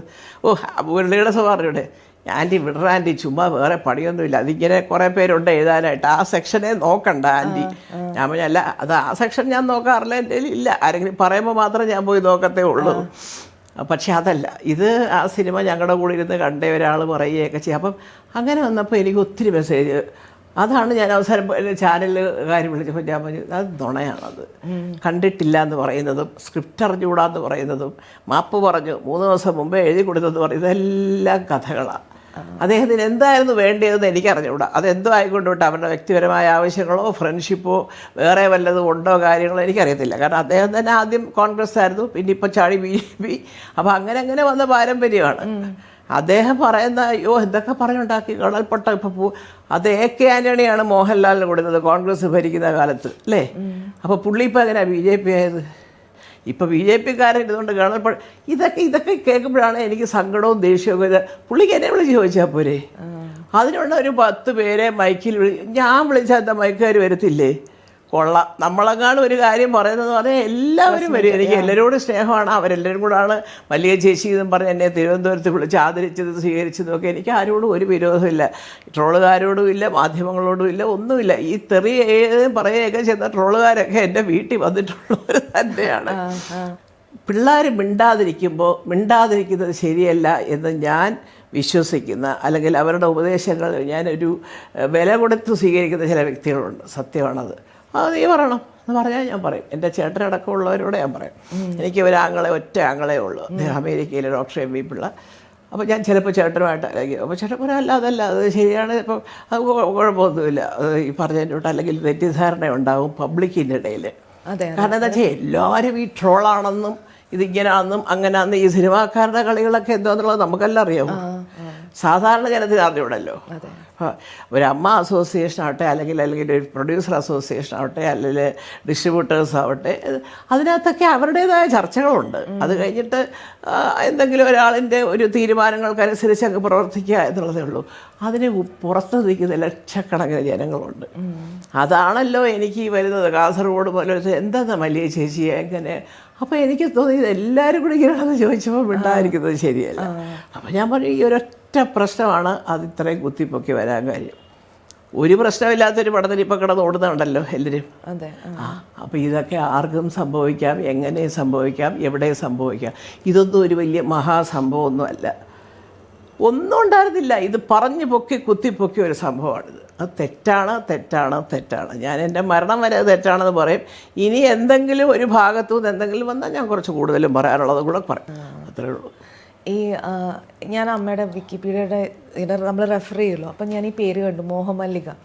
ഈവൻ ഈ മറ്റേ നമ്മുടെ മണിപിള്ളരാജ് സാർ, സുധീർ കുമാർ, അതേപോലെ ശരിക്കും അങ്ങനെയാണ് എൻ്റെ പേര് SSLC ബുക്കിലൊക്കെ. അതെൻ്റെ അച്ഛൻ്റെ വേലയാ. ഞങ്ങൾ 3 പെൺകുട്ടികളും ഡോക്ടർ MV പിള്ള ബ്രദറും, പ്രേമചന്ദ്രിക, രാഗലതിക, മോഹമല്ലിക. അപ്പോൾ കല്യാണമൊക്കെ കഴിഞ്ഞ് 2 പിള്ളേരായി. എനിക്ക് 2 മക്കളായി, ചേച്ചിക്ക്, എല്ലാവരുമൊക്കെ കുറേ കഴിഞ്ഞ് അച്ഛൻ്റെ വയസ്സായൊക്കെ. പക്ഷേ ഞങ്ങളെ ഇനിയൊക്കെ ഈ പറഞ്ഞിട്ട് ഈ പ്രേമവും രാഗവും മോഹമൊക്കെ വിട്ടിട്ട് അച്ഛൻ മൊത്തം മാറ്റിയാലേ എനിക്ക് പ്രശ്നമില്ല. ഇനിയിപ്പോൾ നിങ്ങളെ കെട്ടിയന്മാരോട് ചോദിച്ചാൽ മതി. അപ്പോൾ നല്ല എല്ലാവരും അതെ. ഇപ്പം ചന്ദ്രിക, മേനോൻ, ലതിക, കർത്ത, മല്ലിക, സുകുമാര, മതി അങ്ങനെയൊക്കെ മതി. ഇത് പണ്ട് ഞങ്ങൾ കൊച്ചായിരുന്നപ്പോൾ അച്ഛനും വല്യച്ഛന്മാരും ഒക്കെ കൂടെ ചേർത്ത് വരും. ചുമ്മാ ഒരു പ്രത്യേകത ഇരിക്കട്ടെ എന്ന് വിചാരിച്ചാൽ. ഇപ്പം ലതിക, മല്ലിക എന്നൊക്കെ ഒരുപാട് പേർക്ക് പേരുണ്ട്. ഇപ്പം സുഖട്ടൻ പേരിട്ടതുപോലെ സൈനിക സ്കൂളിൽ കൊണ്ട് ചേർത്തപ്പം ഇന്ദ്രജിത്ത്, പൃഥ്വിരാജ്. അപ്പോൾ സുഖട്ടൻ അവിടെ എന്ന് പറഞ്ഞാൽ അന്നത്തെ പ്രിൻസിപ്പലിനും രജിസ്ട്രാർക്കും ഒക്കെ അറിയാതെ. അതേ സാറേ, നമ്മുടെ എടപ്പാൾ സ്കൂളിൽ ഞാൻ പഠിക്കുമ്പോഴേ എല്ലാവരും ഇങ്ങനെ ചോദിക്കും, സുകുമാരൻ സുകുമാരൻ എന്ന് ചോദിക്കും. അങ്ങനെ ചോദിക്കരുത് എൻ്റെ മക്കളെ. പക്ഷെ അതിന് എന്തോ ഈ നാഗ് കൊണ്ട് പറഞ്ഞാറാൻ പറ്റിയതുപോലെ അവരവിടെ ഇറങ്ങുന്നിടം വരെ വേറെ ഒരു ഇന്ദ്രജിത്തോ പൃഥ്വിരാജോ അവിടെ വന്നിട്ടില്ല. ഇപ്പോഴും അതിന് ശേഷം വന്നായിട്ട് എനിക്കറിയില്ല. ഏതായാലും അവരുടെ ഉള്ളായിരുന്നു ഇന്ദ്രജിത്ത്, പൃഥ്വിരാജ് എന്ന് പറഞ്ഞാൽ ഈ 2 പേരേ ഉള്ളൂ. അപ്പോൾ അതുകൊണ്ട് കുറച്ചധികം ഇടാത്ത പേരുകൾ ഇടണമെന്നുള്ള സുഖോട്ടനുണ്ടായിരുന്നു. അങ്ങനെ എന്ന് പറഞ്ഞിട്ട് അച്ഛനൊരു പ്രത്യേകത കരുതിയാണ്. മോഹമല്ലിക എന്ന് ഞങ്ങളുടെ കോളേജ് ഗ്രൂപ്പിലൊക്കെ ചില തമാശ സമയത്ത് കേട്ടോ മോഹമല്ലികയെ അങ്ങനെയൊക്കെ ചോദിക്കുന്നേ ഉള്ളൂ. അല്ലാതെ ഒരു സീരിയസ് ആയിട്ടുള്ള വിളിയില്ല ഇപ്പോൾ. ഈ അമ്മ ഇപ്പം running on 70s age vice നോക്കിക്കഴിഞ്ഞാൽ. പക്ഷെ എനിക്ക് എപ്പോഴും തോന്നിയിട്ടുണ്ട് അമ്മ പറയുന്ന പല കാര്യത്തിലും അമ്മയുടെ ലൈഫ് സ്റ്റൈൽ ഇപ്പം പറയൽ മാത്രമല്ല, എക്സാമ്പിൾ ആണെങ്കിലും you leave independently yourself, അങ്ങനെ ഒരു ഇതിലാണെങ്കിൽ ഒരു ജനറേഷൻ മുന്നേ നടക്കുന്നതായിട്ട് പലപ്പോഴും തോന്നിയിട്ടുണ്ട്. ചിലപ്പോൾ അന്ന് കേൾക്കുമ്പോൾ ആൾക്കാർക്ക് പലതും മനസ്സിലായില്ല, അല്ലെങ്കിൽ അപ്പം ഈ കാലത്തിന് മുന്നേ നടക്കുന്ന ഈ ഒരു പ്രവണത ഇപ്പം ജെൻസി വൈബ് അമ്മ പിടിക്കുന്നുണ്ട്. എങ്ങനെയാണ് എന്താ അറിയാമോ? ഞാൻ ഒരുപാട് അങ്ങനത്തെ അനുഭവങ്ങളിലൂടെ പലതും പഠിച്ചിട്ടുണ്ട്. പുസ്തകം എൻ്റെ ചേട്ടനെയൊക്കെ അപേക്ഷിച്ച് നോക്കുമ്പോൾ എനിക്ക് എൻ്റെ 10% പോലും പുസ്തകം വായനയില്ല. സുഖേട്ടനെ എൻ്റെ ബ്രദറൊക്കെ വലിയ ലൈബ്രറിയൊക്കെ, ഞാൻ എല്ലാവരും നല്ല എന്ന് പറഞ്ഞ പുസ്തകം മാത്രം വായിക്കുന്ന അങ്ങനെ ഇത്. അപ്പോൾ അങ്ങനെ പിന്നെ അതുകൊണ്ട് എനിക്ക് കൂടുതൽ ഈ കണ്ടും കേട്ടും അറിഞ്ഞും അനുഭവിച്ചുള്ള ഒരു പാഠങ്ങളാണ് കൂടുതൽ എൻ്റെ മനസ്സിലുള്ളത്. അപ്പോൾ ഞാൻ എപ്പോഴും വിചാരിക്കണം അവർക്ക് അവരുടേതായൊരു സ്വാതന്ത്ര്യം കല്യാണം കഴിഞ്ഞ് മക്കൾക്ക് വേണമല്ലോ. ഇപ്പോൾ ചിലപ്പോൾ അവർ ഇന്ന് രാത്രി 2 ബർഗർ വാങ്ങിച്ച് കഴിക്കാമെന്നായിരിക്കും തീരുമാനിക്കുന്നത് അല്ലേ. അപ്പോഴായിരിക്കും ഞാൻ എനിക്ക് കടയിൽ നിന്ന് വേണ്ട, എനിക്ക് 2 ദോശ ഒരിച്ചിരി ചമ്മന്തി. അപ്പം അമ്മയ്ക്ക് ദോശ അതൊരു ജോലി. അപ്പം ഞാനിങ്ങനെ വേണ്ട അവിടെങ്ങും അതൊരു ബുദ്ധിമുട്ടല്ല, ഇഷ്ടംപോലെ ജോലിക്കാരെല്ലാവർക്കും. പക്ഷേ എന്നാലും അതേസമയം എനിക്ക് അതിലും സന്തോഷം എൻ്റെ മക്കൾ ഇവിടെ വന്നിട്ട് അമ്മ എന്തോ അമ്മ കഴിക്കുന്ന ദോശ, എനിക്കൊരു ചൂട് ദോശ എന്ന് പറയുന്നതാണ് എനിക്കിഷ്ടം. ചിലപ്പോൾ പറയാറുണ്ടത്. എനിക്ക് ഇതുപോലെ സമയം കിട്ടിയപ്പോൾ ഇടിയപ്പം വേണം, ചിക്കൻ സ്റ്റൂ, ഞാനതൊക്കെ ഉണ്ടാക്കുന്ന ഒരാളാണ്, അത് വേണം, അല്ലെ അപ്പം വേണം, അതിന് ഫിഷ് മൊയിലി വേണം, അങ്ങനെ വേണമെങ്കിൽ എന്നൊക്കെ പറഞ്ഞിട്ട് അങ്ങനത്തെ കാര്യങ്ങളൊക്കെ എന്നോട് പറയുന്നതായിരിക്കും ഇഷ്ടം. അല്ലെ ഉണ്ടാക്കി വിടാൻ ഞാൻ അങ്ങോട്ട് കൊടുത്തയക്കും. ചിലപ്പം ഞാൻ പറഞ്ഞു ഞാൻ കൊടുത്തു വിടാം, എന്നെ അവിടെ ആരെങ്കിലും ഗസ്റ്റൊക്കെ ഉണ്ടെങ്കിൽ ഓടി തൊട്ടപ്പുറത്താണ് രാജു, അതെ ഇന്തരും അതെ, പെട്ടെന്ന് 5 മിനിറ്റ് കൊണ്ട് കാറിലെത്താം. അപ്പോൾ ഞാൻ പറയാം ഗസ്റ്റൊക്കെ ഉണ്ട്, സാരമില്ല അമ്മ കുറച്ച് കൂടുതൽ കൊടുത്തു വിടാം, നിങ്ങൾ കഴിക്കുക. എല്ലാം ഞാനുണ്ടാക്കുന്ന പോലെ ഒന്നും ഇപ്പോഴത്തെ കുക്കുകൾ ഉണ്ടാക്കത്തില്ല, അറിയാൻ വയ്യ, കേട്ടിട്ടില്ല ആരും അതൊന്നും. എന്നാലും ഇവർ ഈ ഗെറ്റ് ടുഗദേഴ്സിനൊക്കെ വരുമ്പോൾ ഏറ്റവും കൂടുതൽ അല്ലെങ്കിൽ ഒരാൾ അല്ല മുമ്പൊക്കെ ഞാൻ തന്നെ സുഖേട്ടനൊക്കെ ഉള്ള സമയത്ത് ഞാൻ ഉണ്ടാക്കണം. സുഖേട്ടന് മീൻ കറി വേറെ ആരെയും കൊണ്ട് തൊടിയിക്കരുത്, ചിക്കൻ സ്റ്റൂ വേറെ ആരും തുടരുത്, അതുപോലെ ഈ ഫിഷ് മൊയിലി എന്നാണ് വെളിയിലൊക്കെ പറയാം. അത് അതിൻ്റെ ഒരു കറക്റ്റ് കോമ്പിനേഷൻ കിട്ടണം. നമ്മൾ ഈ തക്കാളി ജ്യൂസും തേങ്ങാപ്പാലും അത് ഇതൊക്കെ ഉണ്ട്. അപ്പോൾ ആ ഒരു മണമുണ്ട്, അത് തെറ്റിയാൽ പറയും ധാരാ വെച്ചത് അപ്പം ചോദിക്കും, പുള്ളിക്ക് ടേസ്റ്റ് ചെയ്തിട്ട് അപ്പം പറയും. അതുകൊണ്ട് അതൊക്കെ അങ്ങനത്തെ ഒരുവിധപ്പെട്ട എല്ലാ കറികളും ഞാൻ വയ്ക്കും. പിന്നെ എൻ്റെ ഒരു ഫേമസ് പാൽപ്പായസം ഉണ്ട്, 35 മിനിറ്റിൽ കുക്കറിൽ ഉണ്ടാക്കുന്നത്. അത് വലിയ പ്രസിദ്ധമാണ്. അത് എനിക്ക് തോന്നുന്നത് കീർത്തി കേൾക്കാത്തോണ്ടായിരിക്കും. അതങ്ങ് നാട് മുഴുവൻ പോയി ഇപ്പോഴും കാണിക്കുന്നുണ്ട്. ചാനലിൽ വന്നതാണ്. അപ്പോൾ അവിടെ പ്രദീപ് ഗൂഗിളിയൊക്കെ ആയിരുന്നു അത് അവതരിപ്പിച്ചൊക്കെ. എന്നിട്ട് എനിക്ക് എവിടെ നിന്നൊക്കെ വന്നെന്നറിയാം, എൻ്റെ ചേച്ചി ഞങ്ങൾ ഇളക്കി ചുമക്കുന്നിടം വരെ ഇളക്കി കൈ കളിച്ചുകൊണ്ടിരുന്നപ്പോഴാണ് ചേച്ചിയുടെ ഈ സംഭവം കണ്ടത്. അങ്ങോട്ട് കുക്കറിൽ വെച്ച് 35 മിനിറ്റ് കഴിഞ്ഞ് വാങ്ങി വയ്ക്കുക, 1 മണിക്കൂർ കഴിഞ്ഞ് തുറന്ന് നോക്കുമ്പോൾ പിങ്ക് കളറിലിരിക്കും പാൽപ്പായസം. അപ്പോൾ ഇതങ്ങ് വലിയ പ്രസിദ്ധമായി, എല്ലാവരും ഇപ്പോൾ ഉണ്ടാക്കുന്നുണ്ട്. പലരും പറഞ്ഞിട്ടുണ്ട് ഞായറാഴ്ച അതൊരു ദിവസം ഉണ്ടെങ്കിൽ ഇതുണ്ടാക്കും വീട്ടിൽ. അപ്പോൾ അങ്ങനെയൊക്കെയുള്ള സംഭവങ്ങൾ ഞാൻ തന്നെ ഉണ്ടാക്കി ആരെങ്കിലുമൊക്കെ വരുമ്പോൾ കൊടുത്തു. ഇപ്പോൾ പിന്നെ എന്താ വെച്ചാൽ ഞാൻ മാത്രമല്ലേ താമസം, എന്നുണ്ടാക്കിയാലും ഞാനാണ് മെയിൻ ആൾ കഴിക്കുക. ഞാനിവിടെ നിൽക്കുന്നവരോട് നിങ്ങൾക്ക് അറിയാതെ പോലെയൊക്കെ അങ്ങ് ഉണ്ടാക്കാം മതി എന്ന് പറയും ഞാനും. അങ്ങനെ പിന്നെ വർക്കുള്ള ദിവസങ്ങൾ നമുക്കൊരു ഇതാണല്ലോ, രാവിലെ പോയി വൈകിട്ട് വരുമ്പോഴത്തേക്കും ഉച്ചയ്ക്ക് അവിടെ ആയിരിക്കും ഭക്ഷണം. ചിലപ്പോൾ ഈ പറഞ്ഞ ട്രിവാൻഡ്രത്തൊക്കെ പോയി നിൽക്കുകയാണെങ്കിൽ വൈകിട്ടത്തെ ഭക്ഷണം അവർ കൊടുത്തയക്കും. ഇങ്ങനെ പലതും ഉണ്ട്. അപ്പോൾ അങ്ങനെയൊക്കെ വരുമ്പോൾ പിന്നെ പിന്നിപ്പോൾ ആർക്ക് വേണ്ടിയിട്ടാണ് ഞാൻ ഈ അടുക്കളയിൽ കയറി കിടന്ന് കഷ്ടപ്പെടേണ്ടതെന്ന് വിചാരിച്ചിട്ട് അങ്ങ് വിടും. മക്കൾ വരികയാണെങ്കിൽ അതൊരു വേറൊരു സംഭവമാണ്. അത് അവർ പറയും ഇന്നത് വേണം അത് പറയാറുണ്ട്. കൊഞ്ച് തീയലെന്ന്, ചിക്കൻ സ്റ്റൂ എന്ന്, ഫിഷ് മൊയിലി എന്നൊക്കെ പറഞ്ഞതൊക്കെ അവർക്ക് എല്ലാവർക്കും വലിയ ഇഷ്ടമാണ്. ഞാൻ അമ്മയുടെ ആ ഒരു ചോദ്യത്തിലേക്ക് തന്നെ തിരിച്ചു വരുമ്പോൾ അമ്മ, നമ്മളിപ്പം ഈ പറഞ്ഞതുപോലെ അമ്മ ഈ ഇൻഡിപെൻഡൻ്റ് ആയിട്ട് നിൽക്കാൻ എടുത്ത ഡിസിഷൻ അല്ലെങ്കിൽ ഈ ഇപ്പോഴത്തെ ഒരു ജനറേഷൻ പോലെ പോകുന്നതിന് ഒരു സ്ത്രീക്ക് ഫിനാൻഷ്യൽ ഇൻഡിപെൻഡൻസ് ആയിരിക്കും അതിന് മെയിനായിട്ടുള്ള ഒരു കാരണം. അത് അയ്യോ ആ ഒരു കാര്യത്തിലാണ് ഞാൻ പലപ്പോഴും സുഖേട്ടനെ ദൈവമായിട്ടൊക്കെ ചിത്രീകരിച്ച് കാണിക്കുന്നത്. ഞാൻ മാസാമാസം ചിലവിന് എന്ന് പറഞ്ഞിട്ട് അങ്ങനത്തെ ഒരു നിബന്ധനയൊന്നും ആരോടും വെച്ചിട്ടില്ല. കാരണം ഞാനും സുഖേട്ടൻ മക്കൾക്ക് പലർക്കും അറിയില്ലത്. പല വീടുകളിൽ ഞങ്ങൾ അന്ന് കുഞ്ഞുങ്ങളല്ലേ, ഞങ്ങളുടെ 2 പേരുടെയും കൂടെ പേരിൽ വാങ്ങിച്ചതും പിന്നെ കാന്തല്ലൂർ മൂന്നാർ സൈഡിലെ എൻ്റെ പേരിൽ വാങ്ങിച്ചതും കുട്ടിക്കാനത്ത് എൻ്റെ പേരിൽ സ്ഥലമുണ്ടായിരുന്നു. അപ്പോൾ ഞാനിപ്പോൾ എനിക്ക് അതൊന്നും അവിടെ ഒന്നും പോകാൻ പറ്റത്തില്ല. ഈ മൂന്നാറൊക്കെ പോകണമെങ്കിൽ വലിയ ഒരു സ്ട്രെയിനാണ് ഇപ്പോൾ അതൊക്കെ. അപ്പോൾ ഞാനതൊക്കെ കൊടുത്തു, അതൊക്കെ കുറച്ച് അവിടെ ഇവിടെയൊക്കെ ഇട്ടു. അപ്പോൾ എനിക്ക് ജീവിച്ചു പോകാനുള്ള കാശൊക്കെ എനിക്ക് ധാരാളമുണ്ട്. സത്യം പറഞ്ഞാൽ ധാരാളം ഞാൻ അഹങ്കാരം പറയില്ല. അദ്ദേഹം വളരെ ബുദ്ധിമാനായിരുന്നു സുഖേട്ടൻ. ഭയങ്കര ദീർഘവീക്ഷണം, ഒരു കാൽക്കുലേഷനുണ്ട് എല്ലാത്തിനും. ജീവിതം എന്ന് പറഞ്ഞാൽ മല്ലിക നാളെ ഒരു ആവശ്യം വന്നു കഴിഞ്ഞാൽ അത് ആരും ഡിപ്പെൻഡ് ചെയ്യാതെ ജീവിക്കണം എന്നൊക്കെയുള്ള ഒരുപാട് തീരുമാനം. അങ്ങനെയൊക്കെ ദൈവമേ ഞാൻ എപ്പോഴും വിചാരിക്കും അതൊക്കെയാണ് എൻ്റെ ദൈവാധീനം എന്ന് പറയുന്നത്. എനിക്ക് ദൈവം എന്നെ അനുഗ്രഹിച്ചതൊക്കെ ആ വശത്താണ്.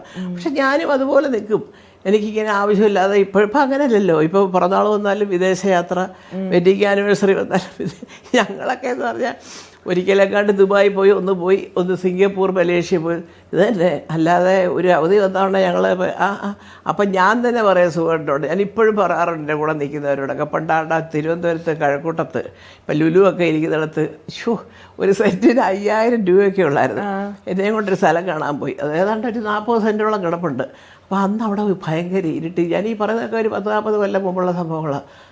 ലൈറ്റൊന്നും ഇല്ലാതെ കാട് പിടിച്ച് കിടക്കുന്ന സ്ഥലം വേണ്ട സുഖമായിട്ടത്. അത് കഴിഞ്ഞ് പിന്നെ സുഖമായിട്ട് ഭരിക്കുന്നിടപ്പം നീ ഒരുത്തിയാണെന്ന സ്ഥലം വാങ്ങിപ്പിക്കാതിരുന്നത്. ഇപ്പം കണ്ടോ അത് അങ്ങനത്തെ ബുദ്ധിയൊന്നും അന്ന് എനിക്കില്ല.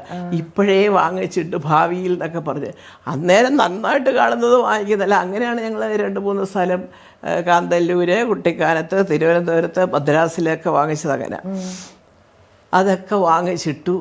അപ്പോൾ ഇപ്പോഴും തിരുവനന്തപുരം വീടിൻ്റെ വാടകയും അതും ഇതൊക്കെ ആയിട്ട് അത്യാവശ്യം എനിക്ക് ജീവിക്കാനുള്ളതൊക്കെ സുഖമായിട്ടുണ്ടാക്കിയിട്ടത് ഇന്ന് ഒരു ഭാഗത്ത് വരുന്നുണ്ട്.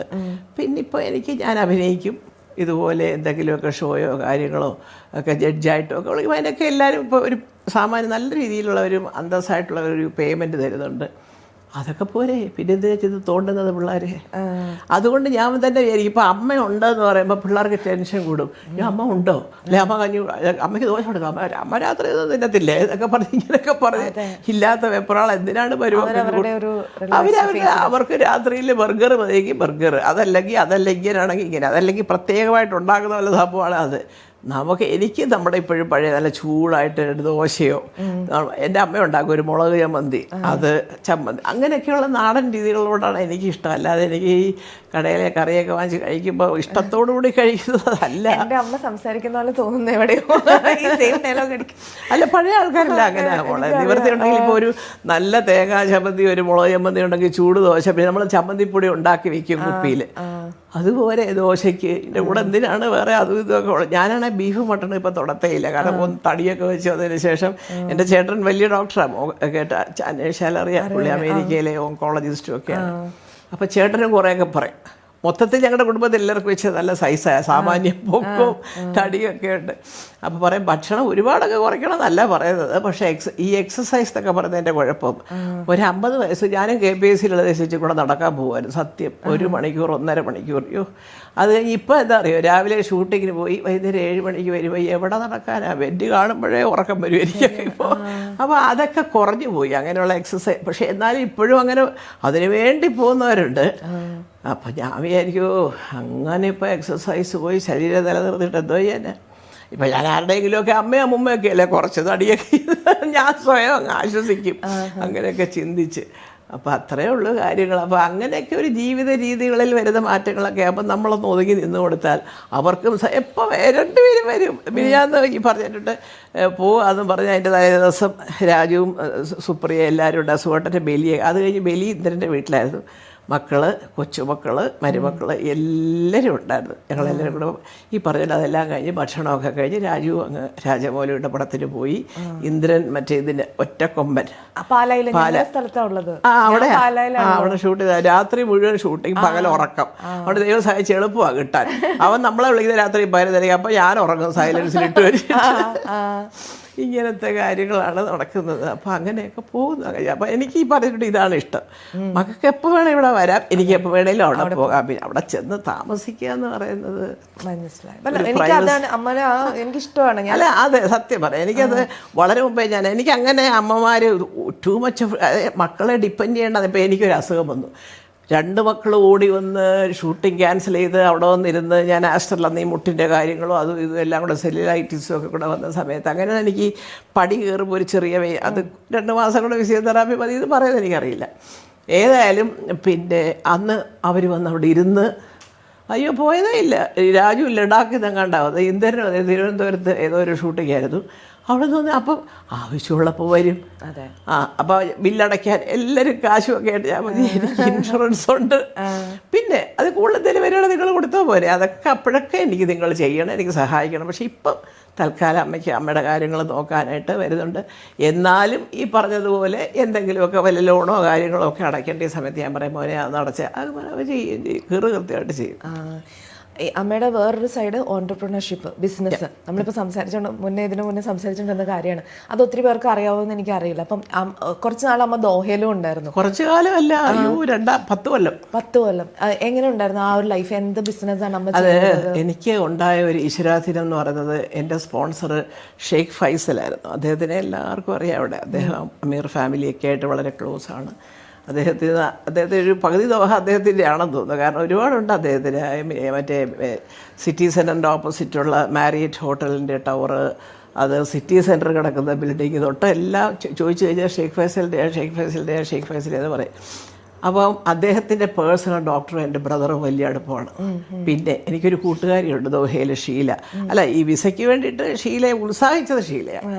പക്ഷേ അവസാനം എടുത്തു തന്നത് ഈ ഡോക്ടർ അദ്ദേഹത്തോട് പറഞ്ഞു, എനിക്ക് ഒരുപാട് കാര്യങ്ങൾ, എൻ്റെ അടുത്ത ഫ്രണ്ടാണ് ഡോക്ടർ എം വി പിള്ള എന്ന് പറഞ്ഞിട്ട്. അപ്പോൾ ഞാൻ ആദ്യം പോയി കാണുമ്പം ഷേഖ് അവിടെ ഇല്ല. അദ്ദേഹത്തിൻ്റെ ഭാര്യയുണ്ട്, ഷേഖ ദോഹയിലെ അദ്ദേഹത്തിൻ്റെ ഭാര്യയാണ്. ഷേഖ മഹ എന്നാണ് വിളിക്കുന്നത്. അതാണ് ഈ അൽമഹ ടവർ, എന്തൊക്കെയോ ഉണ്ട് അവിടെ. അപ്പോൾ സംസാരിച്ചു. അപ്പോൾ അന്നാണ് ഞാനിങ്ങനെ ഞെട്ടിപ്പോയത്. അപ്പം ഷേഖ മഹായെ കാണാനായിട്ട് 2 എൻട്രൻസാണ്. ഡ്രോയിങ് റൂമിലോട്ട് കയറാം, ഇപ്പുറത്തും അതുപോലൊരു ഡ്രോയിങ് റൂമും കാര്യങ്ങളും. നമ്മൾ പെണ്ണുങ്ങൾ മാത്രം ചെന്നാൽ ഷേഖ മഹ ആ എൻട്രൻസിൽ കൂടെ കയറുകയാണെങ്കിൽ പുള്ളിക്കാരത്തി അപായം ഒന്നും ഇടാതെ വരും. പക്ഷേ ഇപ്പുറത്ത് അവരുടെ ഒരു കസ്റ്റം അനുസരിച്ച് ആണുങ്ങളൊക്കെ വേറെ ഗസ്റ്റൊക്കെ ഉണ്ടെങ്കിൽ ഇതൊക്കെ ഡ്രസ്സൊക്കെ ഇട്ടിട്ടേ വരത്തുള്ളൂ. അപ്പോൾ ഞങ്ങൾ ഒരുപാട് സമയം സംസാരിച്ചു, ഞാൻ മാത്രമേ ഉള്ളതെന്ന് പറയുമ്പോൾ എനിക്കൊക്കെ ഭയങ്കര എനിക്കറിയാം എൻ്റെ വിവരക്കേടുണ്ടായിരിക്കും. എൻ്റെ വിചാരിക്കും അധികം സംസാരിക്കത്തില്ല, ഇതൊക്കെ മൂടിയൊക്കെ ഇങ്ങനെ ഇരിക്കും, വളരെ ഒരു ഫാമിലി ഇപ്പം കുടുംബിനിയെ പോലെ. അയ്യോ, അബ്സല്യൂട്ട്ലി ബ്രില്യൻ ലേഡി. കാരണം അവർ ഭയങ്കര വെൽ എഡ്യൂക്കേറ്റഡ് ആണ്. പിന്നെ എന്താണ്, ഫ്രാൻസിലങ്ങാണ്ട് പഠിച്ചതുമൊക്കെ റാങ്ക് ഹോൾഡറും ഒക്കെയാണ്. അസാമാന്യമായിട്ട് സംസാരിക്കും, ഏത് വിഷയത്തിനെക്കുറിച്ചും ഷേഖായിക്ക് അറിയാം. അങ്ങനെ സംസാരിച്ച് ഒക്കെ ഇരുന്നപ്പോഴാണ് അപ്പുറത്തുനിന്ന് ഷേഖിൻ്റെ അടുത്തുനിന്ന് ഡോക്ടർ ഇങ്ങോട്ട് വരുന്നത്.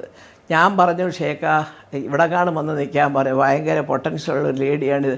അപ്പോൾ ഷേഖ പറയും, പിന്നെന്താ? ഞാൻ പറഞ്ഞു, ഇവിടെ എൻ്റെ ജോലി ഇതാണ് ഷേഖ, ഞാനിവിടെ വന്നിട്ട് എന്തിനാ? അല്ല, അങ്ങനെ വലിയ ഇവിടെ നിന്ന് നോക്കണമെന്നൊന്നുമില്ലല്ലോ, ഒരു റെസിഡൻറ്റ് പെർമിറ്റ് കിട്ടിയാൽ പോരെ, എന്തെങ്കിലും ഒരു സ്റ്റാർട്ട് എന്ന് പറഞ്ഞ്. സത്യം പറഞ്ഞാൽ ഈ ഡോക്ടറും ഷേഖിൻ്റെ വൈഫും കൂടെ ചേർന്നാണ് എനിക്ക് അത് പിന്നീടാണ് ഞാൻ അതിൻ്റെ വില എത്രത്തോളം ഉണ്ടെന്ന് അറിയുന്നത്. അദ്ദേഹത്തിൻ്റെ പേരെന്ന് പറഞ്ഞാൽ എവിടെ ചെല്ലുമ്പോഴും, നമ്മൾ ബലദിയ എന്ന് പറയും, ഒരു മുനിസിപ്പാലിറ്റി പോയാലും, ഒരു ഗവൺമെൻറ് എന്തെങ്കിലും ഒരു കാര്യത്തിന് പോയാലും, അല്ലെങ്കിൽ ഒരു പോലീസ് ഡിപ്പാർട്ട്മെൻറ്റിൽ ചെന്നിട്ട് ഇങ്ങനെ ഞങ്ങളുടെ ഒരു വാന്, ഈ സ്റ്റാഫിനെ കൊണ്ടുവന്ന ബസ്സൊക്കെ ഉണ്ടായിരുന്നു എനിക്ക്. അത് എന്തുണ്ടെങ്കിലും ഉണ്ടല്ലോ, ഷെയ്ഖ് ഫൈസലിൻ്റെ അടുത്ത് ഒരു ഫോൺ പോയി കഴിഞ്ഞാൽ അതിനൊരു പ്രത്യേകതയാണ്. കാരണം അദ്ദേഹം അതുപോലെ ചെയ്യുന്നുണ്ട് കേട്ടോ. ഒരുപാട് പേർക്ക് ഒരുപാട് കാര്യങ്ങൾ അദ്ദേഹം ചെയ്തതാണ്. അദ്ദേഹത്തിൻ്റെ ഭാര്യയായിരിക്കണം എൻ്റെ പിന്നിൽ. അത്ര നല്ലൊരു സ്ത്രീ അവർ. മക്കളും അതെ. മകളൊക്കെ ഖത്തർ ഫൗണ്ടേഷൻ്റെ ഡയറക്ടറൊക്കെയാണ്. അപ്പോൾ അവസാനം ഞാനിങ്ങനെ പറഞ്ഞു, ഞാൻ ആദ്യം ഒരു ഫ്ലാറ്റ് എടുത്തു. എല്ലാം കഴിഞ്ഞപ്പോഴാണ് ഷേഖ മഹേനെ വിളിപ്പിച്ചിട്ട് പറഞ്ഞാൽ, വേണ്ട, ഞാൻ താമസിക്കുന്നത്, അയ്യോ അതൊരു കൊട്ടാരമാണ്, അതിൻ്റെ അടുത്ത് തന്നെ അൽജാസി വില്ലേജ് പറഞ്ഞിട്ടൊരു വില്ല കോമ്പൗണ്ട് ഉണ്ട്. അൽജാസി മകളുടെ പേര് തന്നെയാണ്. എനിക്കതിനകത്തൊരു വലിയ വില്ലയൊക്കെ എന്തിനോ എന്തോ 5 ബെഡ്റൂം, വെമ്മാർ വല്ലപ്പോഴൊക്കെ വരുത്തുള്ളൂല്ലോ. പക്ഷെ എന്തായാലും തന്നിട്ട് പറഞ്ഞു, ഇവിടെ സെക്യൂരിറ്റിയും കാര്യങ്ങളും എല്ലാം, അതിനകത്ത് എല്ലാം ഉണ്ട്. ഫുട്ബോൾ കളിക്കണോ, ഷട്ടിൽ കോക്ക് കളിക്കണോ, ടെന്നീസ് കളിക്കണോ, റെസ്റ്റോറൻ്റ് ഉണ്ട്.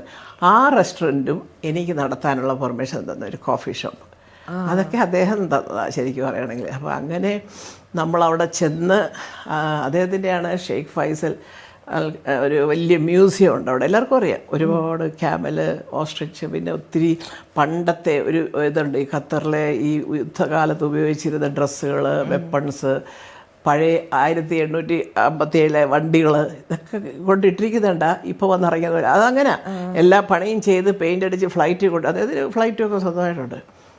ഇങ്ങനെ ഞാൻ അവിടെ താമസമൊക്കെ ആയി കഴിയുമ്പോൾ എനിക്കിങ്ങനെ തോന്നി, ഈശ്വര, ഇത്രയും സുരക്ഷിതമായിട്ടുള്ള ഒരു താമസവും കാര്യങ്ങളും, അതിങ്ങനൊരു വലിയ സ്പോൺസറെ കിട്ടിയിട്ടുണ്ടായിരുന്നു. എനിക്ക് ഒരു പ്രോബ്ലം ഞാനവിടെ എനിക്ക് ഫേസ് ചെയ്യേണ്ടി വന്നിട്ടില്ല. 10 കൊല്ലത്തോളം, 2008 മുതൽ 18 കഴിയുന്നിടം വരെ ഞാൻ അവിടെ ആയിരുന്നു സ്ഥിരമായിട്ട്. വല്ലപ്പോഴും വരും, സീരിയലെല്ലാം എല്ലാം വന്നാൽ വരും, 10 ദിവസത്തേക്കും പോവും. അപ്പോൾ അങ്ങനെ വന്നപ്പോഴത്തേക്ക് എനിക്ക് തോന്നി, ഈശ്വര, അത്. പിന്നെ അത് കഴിഞ്ഞ് കുറേ കഴിഞ്ഞപ്പോൾ കാണാം ഇവന്മാർ രണ്ടും ബിസി ആയിപ്പോയി.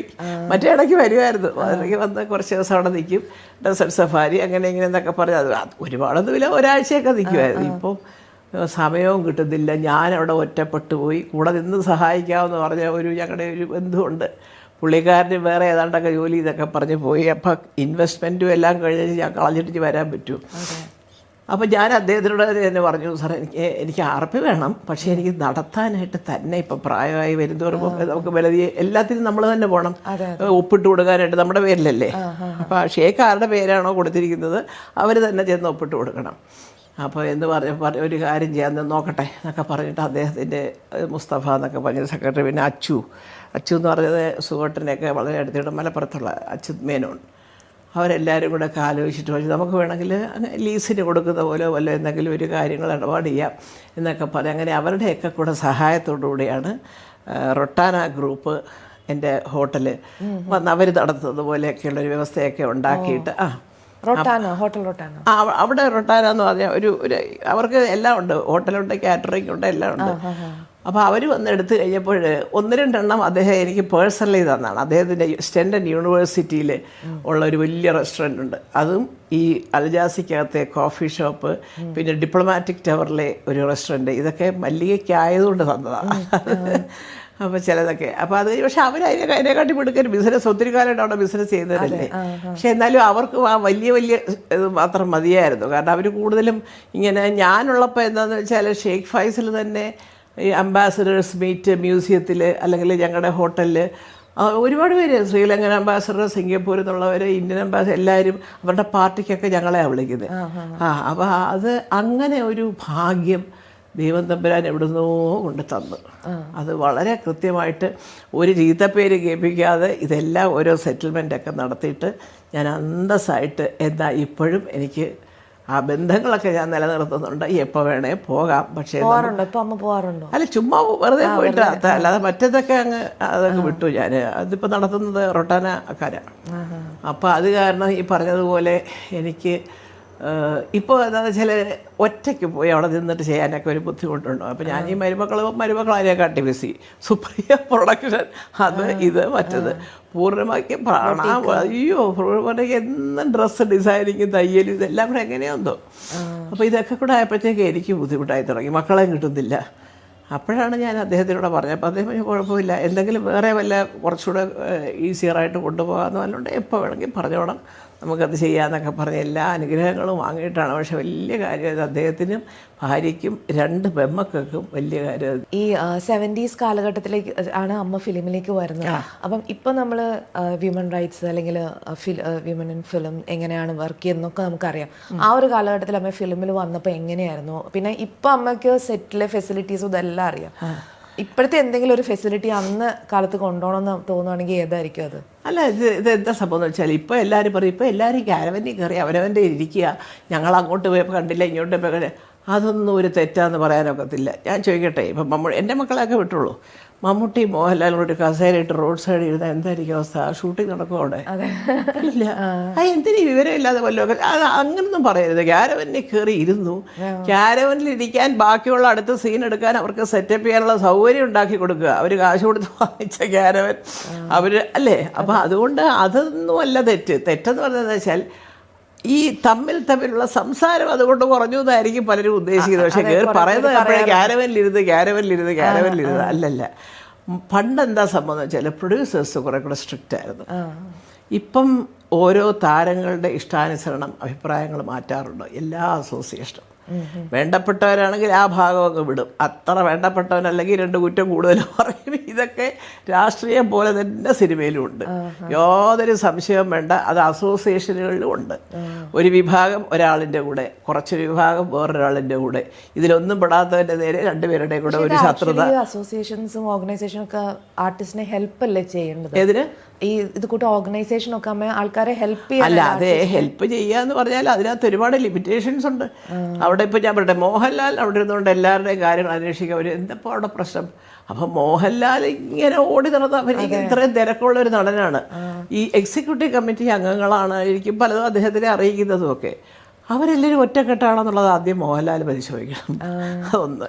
പിന്നെ അവർക്ക് വ്യക്തിപരമായിട്ട് എന്തെങ്കിലും, പിന്നെ അവരല്ലെങ്കിലും അങ്ങനെ അവരധികം മിണ്ടത്തില്ല, അതൊന്നും അല്ല. സംഘടനയിൽ ഇരിക്കുമ്പോൾ അതിലൊക്കെ ഉപരിയായിട്ട് വിശാലമായിട്ട് ചിന്തിക്കാൻ പറ്റിയവരായിരിക്കണം. അതൊക്കെ നമ്മൾ തമ്മിലുള്ള കാര്യം, അത് ഇവിടുത്തെ കാര്യം എന്ന് പറയാനുള്ള ഗട്ട്സ് ഉള്ളവരായിരിക്കണം എക്സിക്യൂട്ടീവ് കമ്മിറ്റി. അല്ലാതെ എനിക്ക് ഇന്നാരോട് അത്ര അടുപ്പമില്ല അതുകൊണ്ട് ഇപ്പം അങ്ങനെ ഇപ്പം അവരെ അറിയിക്കുക, അതല്ല. അത് സത്യം, ഞാൻ വളരെ സത്യസന്ധമായിട്ട് ഞാൻ പറഞ്ഞല്ലോ, എല്ലാവരോടും പറഞ്ഞു. ഇവിടെ ഒരു കുടുംബസംഗമം നടന്നപ്പോൾ ഞാൻ ഈ വീട്ടിലിരിക്കുക, ഞാൻ അറിഞ്ഞു പോലും ഇല്ല. അതിനുള്ള ഉത്തരം പറഞ്ഞാൽ പാവം സുരേഷ് ഗോപിക്ക് സങ്കടം തോന്നും. അത് സുരേഷ് ഗോപി ചേട്ടൻ നടത്തിയത്, അതുകൊണ്ട് സുരേഷ് ഗോപി ചേട്ടൻ നടത്തിയാൽ ഞങ്ങളെ അത് വിളിക്കത്തില്ല, ചുമ്മാ അതോ. അത് എന്തെങ്കിലും പിന്നെ ഒരാൾ പറഞ്ഞ ഉത്തരം വേറെയാണ്. ഞങ്ങൾ പെൺകുട്ടികളെ ഏൽപ്പിച്ചു ഇത്ര പേരെ വെച്ച് അറിയിക്കണമെന്ന്, വിട്ടുപോയതായിരിക്കുന്നത്. ഞാൻ പറഞ്ഞു, അപ്പോൾ ആദ്യമായിട്ട് ലൈഫ് മെമ്പർഷിപ്പ് തന്ന് ചേർത്തവരെയൊക്കെ നിങ്ങൾ വിട്ടുപോകുമോ? ഞാൻ ചോദിച്ചതാ. പിന്നെ ഇതൊക്കെ മോഹൻലാലിനോട് ഇതൊക്കെ ഇങ്ങനത്തെ സില്ലി കാര്യങ്ങൾ പറയാനാണ് മോഹൻലാലിനോട് ഇരിക്കുന്നത്. ഊറുകൂട്ടം ജോലിയുണ്ട് ആ മനുഷ്യന്. അപ്പോൾ ഇവിടെ നിങ്ങളെന്തോ പിള്ളേരെ, എന്നിട്ട് ഓരോരുത്തർ വിളിച്ച് ചോദിക്കും, ചേച്ചി എന്തൊക്കെ വരാത്തെ കാണാത്തതൊക്കെ. ഞാൻ അറിഞ്ഞെങ്കിലുണ്ട് പോകാൻ. ഈ വീട്ടിലിരിക്കുന്നത് എനിക്കെന്തോ അവിടെ വരെ പോയാൽ ഇത്ര വലിയ താമസം, തേവരെ തന്നു വരെ പോയാൽ അത് ഞാൻ അറിഞ്ഞിട്ടില്ല. കുടുംബസംഗമം അറിഞ്ഞില്ല, വനിതാ ദിനം ആഘോഷിച്ചാൽ. അപ്പോൾ ഇങ്ങനെയുള്ള പരിപാടികൾക്ക് സ്ഥിരം, നിങ്ങൾക്ക് ഫോട്ടോ നോക്കിയാൽ വീഡിയോ നോക്കിയാൽ കാണാം, സ്ഥിരം പോകുന്ന ഒരു 10-20 പേരുണ്ട്. അപ്പോൾ അത് അവരുമായിട്ടുള്ള സ്ഥിരം കോണ്ടാക്റ്റ് ഇവിടെയാണ്. ഇപ്പം തന്നെ എന്തോ ഒരു ഗ്രൂപ്പ് പെണ്ണുങ്ങളെ ഇറങ്ങിയിട്ടുണ്ട്. എനിക്ക് പ്രത്യേകമായ പേടിയാണ്. മിണ്ടിക്കഴിഞ്ഞ് കുറച്ച് കഴിയുമ്പോഴത്തേക്ക്, കാരണം എന്തെങ്കിലും ഒരു അഭിപ്രായ വ്യത്യാസം വന്നാലും അതിനകത്ത് നമ്മളെല്ലാവരും ഉൾപ്പെടും. അതുകൊണ്ട് ഞാൻ ഒന്നാമത്തെ കാര്യം അവരുടെ ഒന്നും കൂട്ടത്ര ബിസി താരമൊന്നും അല്ല. എനിക്ക് എന്തെങ്കിലും ഒരു ആവശ്യം വരുമ്പോൾ വിളിച്ചാൽ നമ്മൾ ചെല്ലും, സഹകരിക്കും. ഓഹോ, നിങ്ങളങ്ങനെ അന്നും ചിന്തിക്കരുത്. 70-71 വയസ്സായവരെ അങ്ങനെ കാണണം, 50 വയസ്സിന് മുകളിലുള്ളവരെ അങ്ങനെ കാണണം, 30 വയസ്സിന് മുകളിലുള്ളവരെ അങ്ങനെ, അതിന് താഴെയുള്ളവരെ പിള്ളേർ. ഇവരുടെ എല്ലാവരുടെയും അഭിപ്രായങ്ങൾ സമഞ്ജസമായിട്ട് സമ്മേളിപ്പിച്ച് നല്ല രീതിയിൽ കൊണ്ടുപോകുക എന്നുള്ളതാണ് ഒരു കമ്മിറ്റി ആയാലും ഒരു സംഘടന ആയാലും അവരുടെ പ്രധാന ജോലി. ആരെങ്കിലും അറിഞ്ഞിട്ടുണ്ടോ മുകളിലിരിക്കുന്ന അധികാരികൾ ഞങ്ങളെ വിളിച്ചില്ല എന്നുള്ളത്? എനിക്കറിയാം, എല്ലാം ഉറപ്പുണ്ടല്ലോ. ഞാൻ നേരിട്ട് വിളിച്ച് ചോദിച്ചു, ജഗദീഷിനോട് ചോദിച്ചു, എന്താ അദ്ദേഹത്തിൻ്റെ പേര്, ചിനി ടോമിനോട് ചോദിച്ചു, പിന്നെ ബാബുരാജിനോട് ചോദിച്ചു. അപ്പോൾ പറഞ്ഞു കുറേ പേരെ ഏൽപ്പിച്ചു, കുറച്ച് പേരെ വെച്ച് വിളിക്കാൻ. ഈ കുറച്ച് പേരെ വെച്ച് വിളിക്കാൻ ഏൽപ്പിച്ചവർക്ക് ഇടയ്ക്ക് മല്ലിക സുകുമാരെന്ന് കാണുമ്പോൾ വിട്ടുപോകുമോ എനിക്കറിയത്തില്ലേ. വിട്ടൊക്കെ തന്നെ എനിക്ക് അതിലൊരു പരാതിയില്ല. പക്ഷേ എന്ത് ചേച്ചി ഇന്നലെ വരാത്തത് പിന്നെ ചോദിക്കുമ്പോഴാണ് നമുക്ക് അത് പറ്റത്തില്ല. അപ്പോൾ അത് രണ്ടും കൂടെ പറ്റത്തില്ല. എവിടെ വരാത്തത്? അല്ല, ഇന്നലെ കുടുംബസംഗമത്തിന് ചേച്ചിയെ കണ്ടേ. ഏത് കുടുംബസംഗമം? അപ്പോഴാണ് ഞാൻ അറിയത്. ഞാനിവിടെ കൊച്ചിയിലുണ്ടപ്പോൾ. അപ്പോൾ അതൊന്നും ഞാൻ പരാതിയായിട്ട് പറയല്ലോ കേട്ടോ. ഞാനിപ്പോൾ അമ്മയ്ക്കെതിരെയൊന്നും പറയുന്നില്ല. അമ്മയിലുള്ള ഓരോരുത്തർക്ക് അവരുടേതായ റെസ്പോൺസിബിലിറ്റീസ് കൊടുക്കുക. ഈ ജോലി അതെനിക്ക് തോന്നുന്നു ഇപ്പോൾ പുതിയ സെക്രട്ടറി ബാബുരാജ് ഇതെല്ലാം എന്തോ ഇവിടെ ന്യൂസിൽ എവിടെ കണ്ടു വരുമ്പോൾ കുറേ കൂടെ അത് ഓർഗനൈസ്ഡ് ആകുമായിരിക്കും. കാരണം എന്താണെന്ന് വെച്ചാൽ എന്താണെന്ന് വെച്ചാൽ ഈ അഡ്ഹോക് കമ്മിറ്റി എന്നൊക്കെ പറയുമ്പം ഒരടക്കം ചിട്ടയില്ല. അത് നന്നായി. ഏതായാലും എനിക്ക് അക്കാര്യത്തിൽ മോഹൻലാലിനോട് ബഹുമാനമേ ഉള്ളൂ. അഡ്ഹോക് കമ്മിറ്റി ഒന്നും ഓരോരുത്തരുടെ ഇഷ്ടത്തിനനുസരിച്ച് അതൊന്നും ശരിയാവില്ല. ഒരു സംഘടനയുടെ തലപ്പത്ത് ചോദ്യം ചെയ്യാൻ പ്രാപ്തിയുള്ള. അതുകൊണ്ടാണ് ഞാൻ ഏതോ ഒരു വലിയ ഇൻ്റർവ്യൂ ഞാൻ പറഞ്ഞു, മമ്മൂട്ടിയും മോഹൻലാലിനെയും മാറ്റി നിർത്തിക്കൊണ്ട് ഒരു സംഘടനയും മലയാള സിനിമയിൽ നിലനിൽക്കില്ല. അതിൻ്റെ കാര്യമുണ്ട്. ഇവരുടെ പേര് വെച്ചിട്ടാണ് ഇവർ കാശുണ്ടാക്കേണ്ടത് അല്ലേ. മമ്മൂട്ടി വരുന്നുണ്ട്, മോഹൻലാൽ വരുന്നുണ്ട്, അല്ലെ ലാലേട്ടൻ പാടും, ഡാൻസ് ചെയ്യും എന്നൊക്കെ പറഞ്ഞാൽ അവർക്കൊരു മാർക്കറ്റിംഗ് തന്ത്രം കൂടെയാണ്. ഇപ്പോൾ നമ്മൾ എമ്പുരാൻ ഇങ്ങനെ കാണിച്ചത് മാത്രമല്ല മാർക്കറ്റിംഗ് തന്ത്രം, ഇതുമൊക്കെ മാർക്കറ്റിംഗാണ്. അപ്പോൾ അതെല്ലാവരും അത് മനസ്സിലാക്കണം. മനസ്സിലാക്കേണ്ട കാര്യങ്ങൾ മനസ്സിലായിട്ടും മനസ്സിലാവാത്ത പോലെ അഭിനയിക്കുന്നതാണ് എന്നെ പോലുള്ളവർക്കൊരു വിഷമം. അത് പാടില്ല. അപ്പോൾ അതുകൊണ്ട് തന്നെ ഞാൻ പറയുന്നത്, പുതിയ തലമുറയും പഴയ തലമുറയും കൂടി ഇപ്പോൾ ക്യാരവനിലിരുന്നോ മിണ്ടിയില്ലയോ അതല്ല. ഞങ്ങളൊക്കെ അഭിനയിക്കുന്ന കാലത്ത് രാവിലെ 7:30 ചെല്ലുമ്പോൾ പ്രൊഡ്യൂസർ അവിടെ ഇരിക്കുന്നതാണ്. അപ്പോഴേ മുട്ടടിക്കും.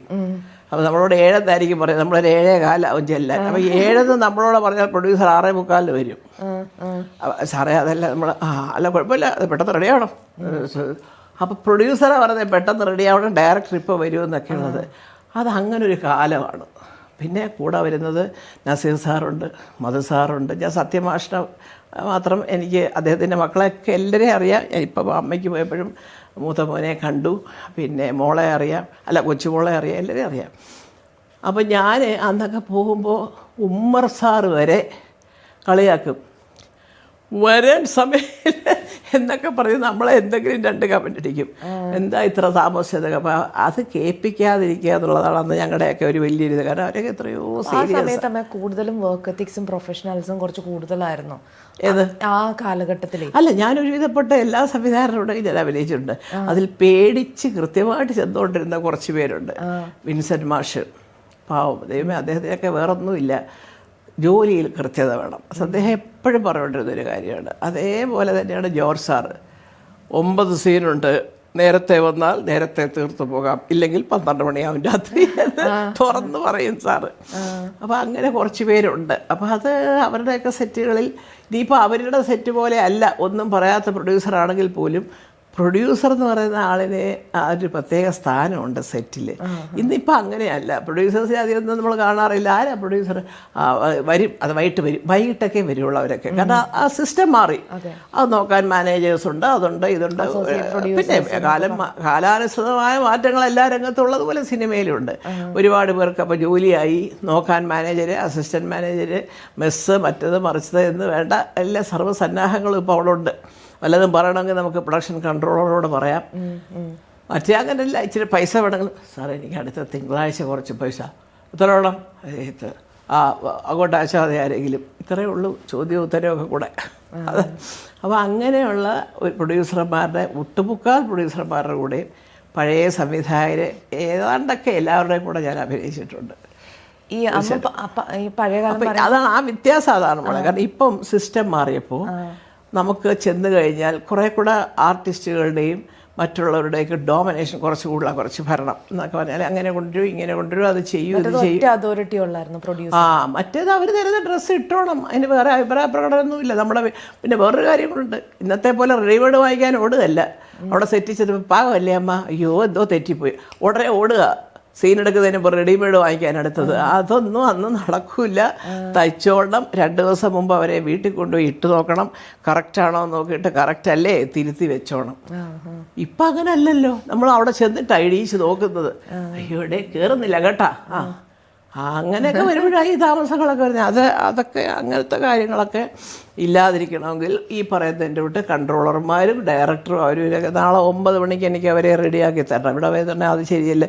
വിഗ് ഉണ്ടെങ്കിൽ വിഗ് വെച്ച്, ഞാനൊക്കെ ഇപ്പോൾ വിഗ് കൊണ്ട് തലേദിവസം വെച്ചില്ല, ഞാൻ വലിയ പിണക്കത്തിൽ അങ്ങ് പറയും, അവിടെ വരുമ്പോഴത്തേക്ക് കയറുന്നില്ല, വെക്കാൻ പറ്റത്തില്ല, അതൊന്നും പറയല്ലേ, അത് മൊത്തം പ്രശ്നം. എല്ലാ പടത്തിനും ഞാൻ തലേദിവസം എനിക്ക് വെച്ചിരിക്കുന്ന വിഗ് വെച്ച് നോക്കി കൃത്യമാണോ നോക്കി എന്നിട്ട് ഞാൻ പോകത്തുള്ളൂ. എനിക്കറിയാം മിക്കവാറും തെറ്റുന്നത് ഈ വിഗ്ഗിലാണ്.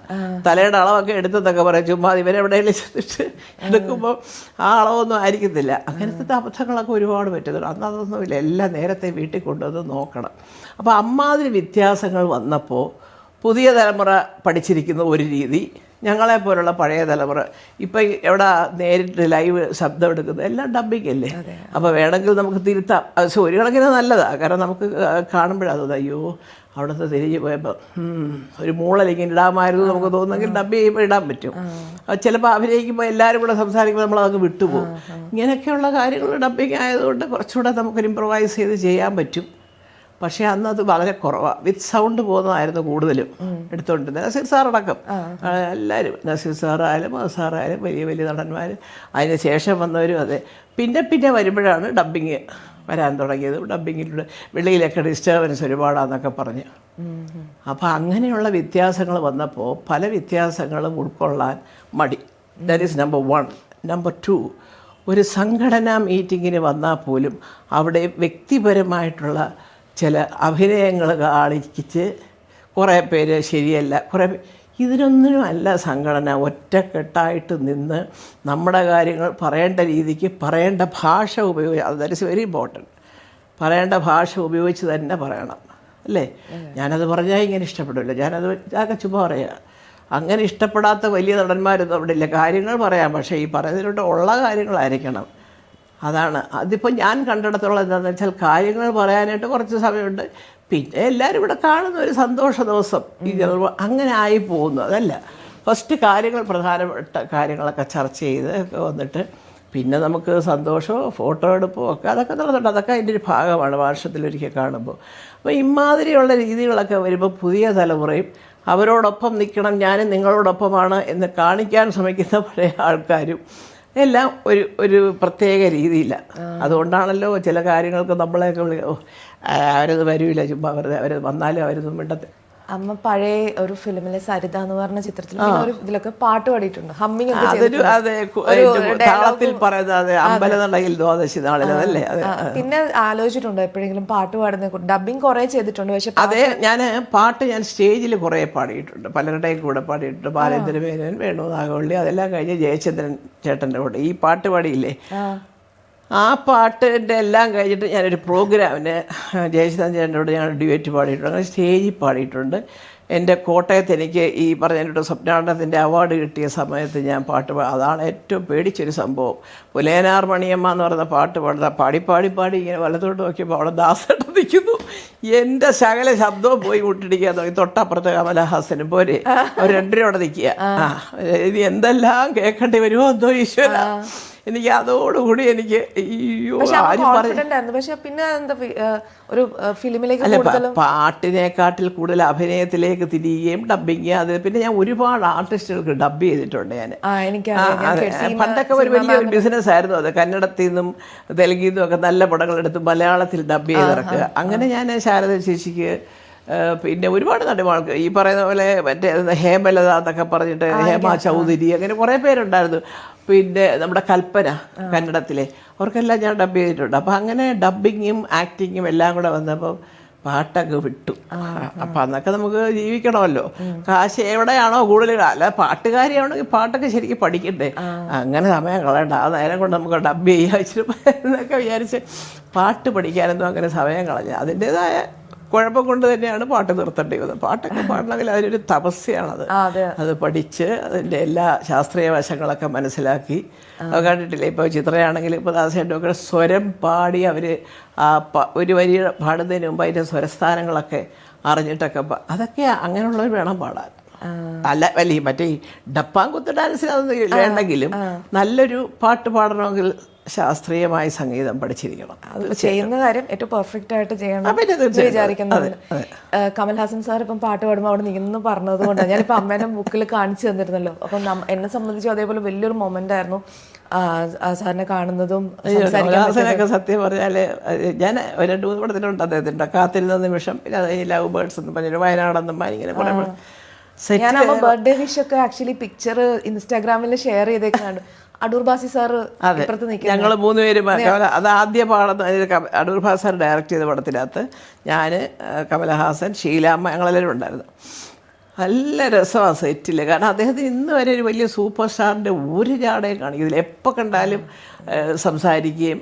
ഈ അടുത്ത കാലത്ത് ഇതിനോടും എവിടെ വെച്ച് കണ്ടപ്പോൾ പറയുമെന്ന് പറഞ്ഞു. അപ്പോൾ ഞാൻ പറയുന്നത് അതൊക്കെ അവർക്കൊക്കെ പറ്റുള്ളൂ. കാരണം അതിന് പ്രത്യേകമായിട്ടുള്ളൊരു മനസ്സ് വേണം, വിട്ടു തുറന്ന് സംസാരിക്കുക. അതിൻ്റെ ഒരു സുഖം വേറെയാണ്. ഉള്ള കാര്യം ഉള്ളതുപോലെ പറഞ്ഞു, കണ്ടു, പിരിഞ്ഞു പോയി എന്നല്ലാതെ ഇതെല്ലാം കൂടെ ഒതുക്കി വെച്ച് എന്തിനാണിത്, എത്ര കാലം ജീവിക്കും? സാറ് ശരിക്കും അമ്മയുടെ ലൈഫിൽ വളരെ ഇമ്പോർട്ടൻ്റ് ആയിട്ടുള്ള സുകുമാരൻ സാറുള്ള സമയത്തും നിങ്ങളുടെ റിലേഷൻഷിപ്പ് ആദ്യമായിട്ട് അറിഞ്ഞതും അല്ലേ? കാത്തിരുന്ന നിമിഷം സമയത്തിലൊക്കെ കമൽ സാറാണ് ആദ്യം അഭിനയിച്ച് കാണിക്കുന്നത്. സുഖോട്ടർ ഇപ്പം എന്നെ കേട്ടു. അവർ തമ്മിൽ ക്ലോസ് ആണ്. പിന്നെ ഫസ്റ്റ് ഞാൻ സത്യ സ്റ്റുഡിയോയിലാണ് കാണുന്നത്. ഒരേ വർഷം നവംബർ 4 ഞാൻ, നവംബർ 7 അദ്ദേഹത്തിന് പോലും ഓർമ്മയുണ്ടെന്ന് കാണത്തില്ല. സത്യ സ്റ്റുഡിയോയിൽ അദ്ദേഹം ഞങ്ങളെല്ലാം കൂടി ഇരിക്കുമ്പം അക്കാ ഒരു പുള്ളി. ഞാൻ ആരാ തിരിഞ്ഞു നോക്കിയപ്പോൾ ഞാൻ എനിക്ക് എന്നെ കുട്ടിക്ക് അക്കാവാ ആമാ നവംബർ 4 ഞാൻ 7 3 നാൾ എനിക്ക് അക്കാന്ന്. അപ്പം അവൾ അങ്ങനെയൊക്കെ ആ ഒരു താരപദവിക്ക് അപ്പുറത്ത് നിന്നുകൊണ്ട് നമ്മളെപ്പോലെ അത്ര വലിയ സാരമൊന്നും അല്ലാത്തവരോട് സംസാരിക്കുമ്പോൾ നമുക്കൊരു ഭയങ്കര ബഹുമാനം തോന്നും. ഈശ്വര, ഇപ്പം അതല്ല, ഒരു മറ്റേ അങ്ങനെ അപ്പുറത്തെ ബഹുമാനിക്കുക എന്ന് പറയുകയും ചെയ്യും. അതില്ലേന്താനും അതേസമയം അവർക്ക് വർത്തമാനം പറയേണ്ടവരോട് വർത്തമാനം പറയാം. അതാണ്. അപ്പോൾ ഫ്രണ്ട്ഷിപ്പിന് പോലും വേലി കെട്ടി തുടങ്ങി ഇപ്പോൾ ഇവിടെ. അത് തമിഴ് വളരെ കുറവാട്ടോ. ഞാൻ ഈ അടുത്ത കാലത്ത് പോയപ്പോൾ വിജയ്, ഞാൻ പണ്ട് ഈ ഉറുമിയുടെ CD ലോഞ്ചിങ് വിജയാണ് ചെയ്തത്. എന്തൊരു ഓർമ്മയാണ് അവർക്കൊക്കെ. മാധവൻ്റെ അമ്മയായിട്ടാണ് ഞാൻ വാഴ്ത്തുക്കൾ എന്ന് പറയുന്ന തമിഴ് പടത്തിൽ അഭിനയിച്ചത്.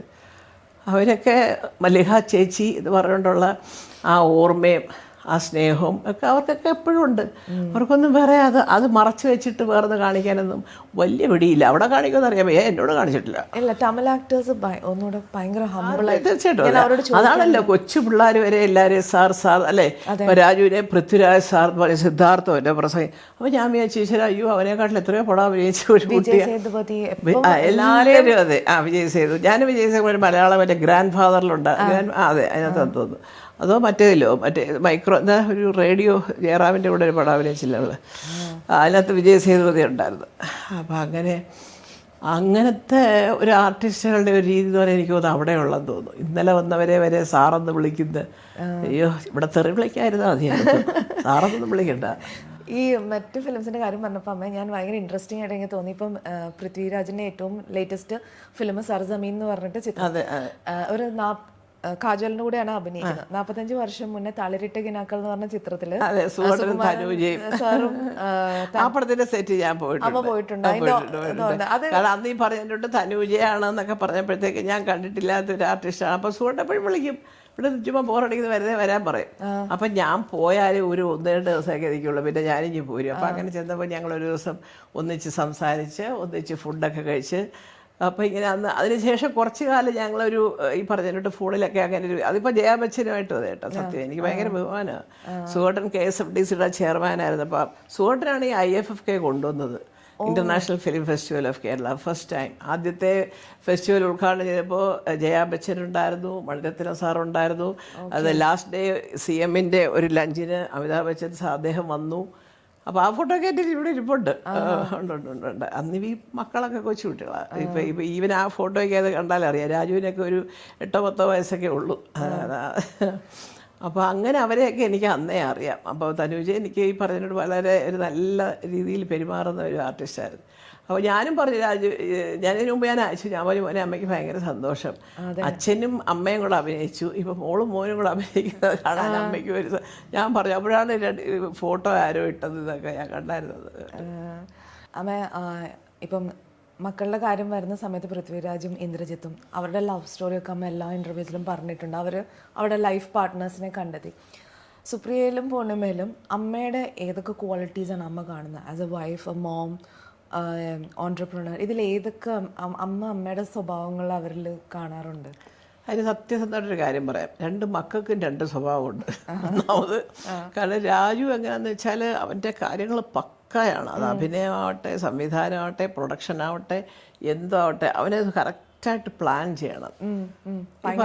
അത് ഭയങ്കര അതാണ്. ഓഫ് കോഴ്സ് തീർച്ചയായിട്ടും അതിപ്പോൾ ഇന്ദ്രനും അങ്ങനെ തന്നെയാണ്. അപ്പോൾ അതിപ്പോൾ ആ ജോലിയാണ് സുപ്രിയ കൂടുതലും ചെയ്യുന്നത്. അപ്പം ഞാൻ അതിനകത്ത് ഇടപെടാറേ ഇല്ല. കാരണം എന്താ വെച്ചാൽ അവൻ്റെ ഇഷ്ടാനിഷ്ടങ്ങളനുസരിച്ച് ഒരാൾ കൂടെ നിന്ന് തുള്ളിയില്ലെങ്കിൽ അവന് ദേഷ്യവും വരും, മൊത്തത്തിൽ പ്രശ്നമാവും. ഞാൻ അതുകൊണ്ട് മാറി പോരുത്, എൻ്റെ അമ്മോ എന്നെ കൊണ്ടൊക്കത്തില്ല. ഇന്ദ്രൻ പിന്നെ കുറെ കൂടെ ശാന്തന. അതുകൊണ്ട് തന്നെ പൂർണ്ണിമയ്ക്ക് കുറെ കൂടെ സമയം കിട്ടുന്നുണ്ട് ഈ ബൊട്ടിക്കും കാര്യങ്ങളും ഒക്കെ ആയിട്ട്. അതിൻ്റെ ഇടയിൽ കൂടെ അഭിനയമുണ്ട്, വെബ് സീരീസ് അഭിനയിക്കുന്നു, ബോംബെ പോകുന്നുണ്ട്, ഹൈദരാബാദിൽ പോകുന്നുണ്ട്, ഇതെല്ലാം ഉണ്ട്. ഒരുപാട് ഈ പറഞ്ഞതിൻ്റെ പൂർണ്ണിമയ്ക്ക് ഒത്തിരി നല്ല ഫ്രണ്ട്സ് ഉണ്ട് ഗൾഫിലൊക്കെ, വലിയ വലിയ ആൾക്കാരുടെ മക്കളാണ്. അവർ വഴിയിലൂടെയൊക്കെ ഒരുപാട് ഈ പറഞ്ഞിട്ട് ഓർഡേഴ്സൊക്കെ വരുന്നുണ്ട്. ഇതെല്ലാം കൂടെ നടത്തി കഴിഞ്ഞേച്ച് ഇന്ദ്രൻ്റെ കാര്യങ്ങൾ ഒരുപക്ഷെ സുപ്രിയ നോക്കുന്നത് പോലെ നോക്കാൻ പൂർണ്ണിമയ്ക്ക് കിട്ടിയില്ലെങ്കിലും ഉള്ള സമയത്തൊക്കെ. അപ്പം ഞാൻ എപ്പോഴും പറയടാ ഇതെല്ലാം കൂടെ എങ്ങനെയാണ് പൂർണ്ണിമ ചെയ്തതെന്ന് ചോദിക്കും. അപ്പം ഞാനെങ്ങനെ അമ്മേ, ഞാൻ അഭിനയിച്ചോണ്ടിരിക്കുകയല്ലേ. അപ്പം അവനിങ്ങനെ അവൻ്റെ അഭിനയത്തിൽ ഊതി നിൽക്കുന്ന ഒരാളായതുകൊണ്ട് ഒരുപക്ഷെ അവന് കൂടുതലും. രാജു അങ്ങനെയല്ല, ഞാൻ അഭിനയിക്കുമ്പോൾ സുപ്രിയ ഇതെല്ലാം ചെയ്തോളാം എന്നുള്ള ഒരു നിലപാട് വളരെ ശക്തമായിട്ട് എടുക്കുന്ന ഒരാളാണ്. അതിപ്പം എന്തൊക്കെ പറഞ്ഞാലും ശരി, രാജുവിൻ്റെ സ്വഭാവത്തിന് അത് അവൻ പറയും എന്നെനിക്കറിയാം. കാരണം അവൻ അച്ഛൻ്റെ മോനാ. എല്ലാത്തിനും കയറി ചാടി കയറി മറുപടിയൊന്നും പറയാൻ പ്രതീക്ഷിക്കേണ്ട. അവൻ്റെ ഉള്ളിലുള്ളത് അവനറിയാം, അത് വ്യക്തമായിട്ട് പ്ലാൻ ചെയ്യുകയും ചെയ്യും, യാതൊരു സംശയമുണ്ട്.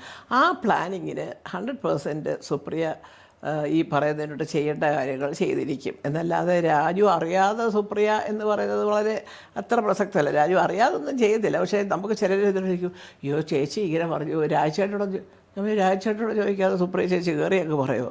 സുപ്രിയ ചേച്ചിയുടെ വർത്തമാനം കുറച്ച് ഇംഗ്ലീഷും മലയാളമൊക്കെ കലർത്തി പറയുമ്പോൾ നിങ്ങൾക്ക് അങ്ങനെ തോന്നുന്നതാണ് എന്ന് പറയാം. അപ്പം ഇതാണ് എൻ്റെ പ്രശ്നം. 2 പേരുടെയും ആറ്റിറ്റ്യൂഡ് അവരവരുടെ പ്രൊഫഷണൽ ഫീൽഡാണെങ്കിലും PR വർക്കാണെങ്കിലും അല്ല എന്തോ ആവട്ടെ, അത് രണ്ടുപേരുടെ പ്ലാനിങ്ങിന് കുറച്ചൊരു വ്യത്യസ്തതയുണ്ട്. രാജുവിന് of course ക്വാളിറ്റി വെച്ച് കഴിഞ്ഞാൽ എനിക്ക് എൻ്റെ ക്വാളിറ്റി ഒരു പക്ഷേ രണ്ടുപേർക്കും ഞാൻ ഒരുപോലെ മക്കളെ വളർത്താനായിട്ട് അത് ഈ പറഞ്ഞതുപോലെ. അപ്പം ഞാൻ ഉദ്ദേശിക്കുന്നത് ഇപ്പോൾ പണ്ടത്തെ രീതിയല്ല, പക്ഷെ ഞാൻ എൻ്റെ മക്കളെ എല്ലാ കാര്യങ്ങളും പറഞ്ഞു കൊടുത്ത് അങ്ങനെ എടുത്ത് സുഖവട്ടം പറഞ്ഞതും എനിക്കറിയാവുന്നതും എൻ്റെ അച്ഛനും അമ്മയും എന്നെ പഠിപ്പിച്ചതും അതൊക്കെ കൊണ്ടായിരിക്കാം ഇന്ന് എൻ്റെ മക്കൾ ഒരു പക്ഷേ എൻ്റെ കണ്ണ് നിറഞ്ഞാൽ ഓടി വരുന്നതുമൊക്കെ. ആ ഒരു മാനുഷിക ബന്ധങ്ങൾ, ഹ്യൂമൻ വാല്യൂസ് എന്നൊക്കെ പറയുന്നത് വളരെ പ്രധാനമാണ് മോളെ. കാരണം അതില്ലാത്തവർക്കാണ് ഈ സ്വഭാവ ദൂഷ്യങ്ങൾ ഒരുപാട് നമ്മൾ കാണുന്നതുമൊക്കെ. സത്യം പറയാം, വേറെ ഒന്നുകൊണ്ടല്ല, തോന്നുന്നത് പോലെ ഇറങ്ങി നടക്കുക, തോന്നുന്നത് പോലെ വാചകടിക്കുക, എന്തും ആരെ കണ്ടാലും പറയുക, ആരെ പറ്റി ഉണ്ടാടൊക്കെ കണ്ടിട്ടില്ലെങ്കിൽ നാലഭിപ്രായം പറയുക. ഇതൊക്കെ ഇപ്പോൾ ഒരു കോമൺ സംഭവമാണ്. ഒരു വരെയോ കാണത്തില്ല, എന്തായാലും പറയും ശരിയല്ല, അയാൾ ശരി അവർക്ക് ഒരു അനുഭവം കാണത്തില്ല. അതാണ് ഞാൻ ഈ ട്രോളുകാരെ പറ്റി ആദ്യം പറഞ്ഞത്. കാരണം കഷ്ടം, നമുക്ക് ഉണ്ടാളൊക്കെ എന്നെയോ എൻ്റെ മക്കളെ കണ്ടിട്ടില്ല. ഇതപ്പോൾ ആരോ പറഞ്ഞു കേൾക്കുകയും അല്ലെങ്കിൽ ആർക്കോ വേണ്ടി കൂലി എഴുത്തുകാരെ പോലെ ഇവർ തുള്ളുകയാണ്. അല്ലാതെ അവർക്കറിയില്ലല്ലോ ഞങ്ങളെങ്ങനെയാണെന്നോ. അപ്പോൾ അവിടെ എനിക്ക് അവരെ കുറ്റപ്പെടുത്താനൊക്കത്തില്ല. ഇതെല്ലാം ഒന്നില്ലെങ്കിൽ അവരെ പ്രേരിപ്പിച്ച് എഴുതിക്കുന്നതാവാം, അല്ലെങ്കിൽ അവർ ഞങ്ങളെ കാണാത്തതുകൊണ്ട് എന്തോ കേട്ടിട്ട് വിവരമില്ലാതെ വല്ലതൊക്കെ എഴുതാം. ഇതിൻ്റെ ഉള്ളിൽ കേട്ടാൽ അവർക്ക് ദേഷ്യം പിടിക്കും. പക്ഷേ എനിക്ക് അവരോടല്ല ദേഷ്യം, അവർക്ക് പറഞ്ഞു കൊടുക്കാൻ ആളില്ല. നീ കണ്ടിട്ടുണ്ടോ അവരെ? ഇല്ലല്ലോ. നിനക്ക് എന്തെങ്കിലും ദ്രോഹം അവർ ചെയ്തിട്ടുണ്ടോ? ഇല്ലല്ലോ. എന്തിനാടാ പിന്നെ ആവശ്യമില്ലാത്ത പാവമല്ല അവിടെ തലയെ വാരി വയ്ക്കുന്നത് എന്ന് ഞാൻ എൻ്റെ മക്കളോട് ചോദിക്കുന്ന പോലെ ചോദിക്കണം. അത് അച്ഛനമ്മ. അപ്പം എനിക്ക് തോന്നുന്നു ആ വക കാര്യങ്ങൾ മക്കൾക്ക് നല്ല കാര്യങ്ങൾ പറഞ്ഞു കൊടുത്തിട്ട് പഠിക്കേണ്ടപ്പോൾ പഠിക്കണം.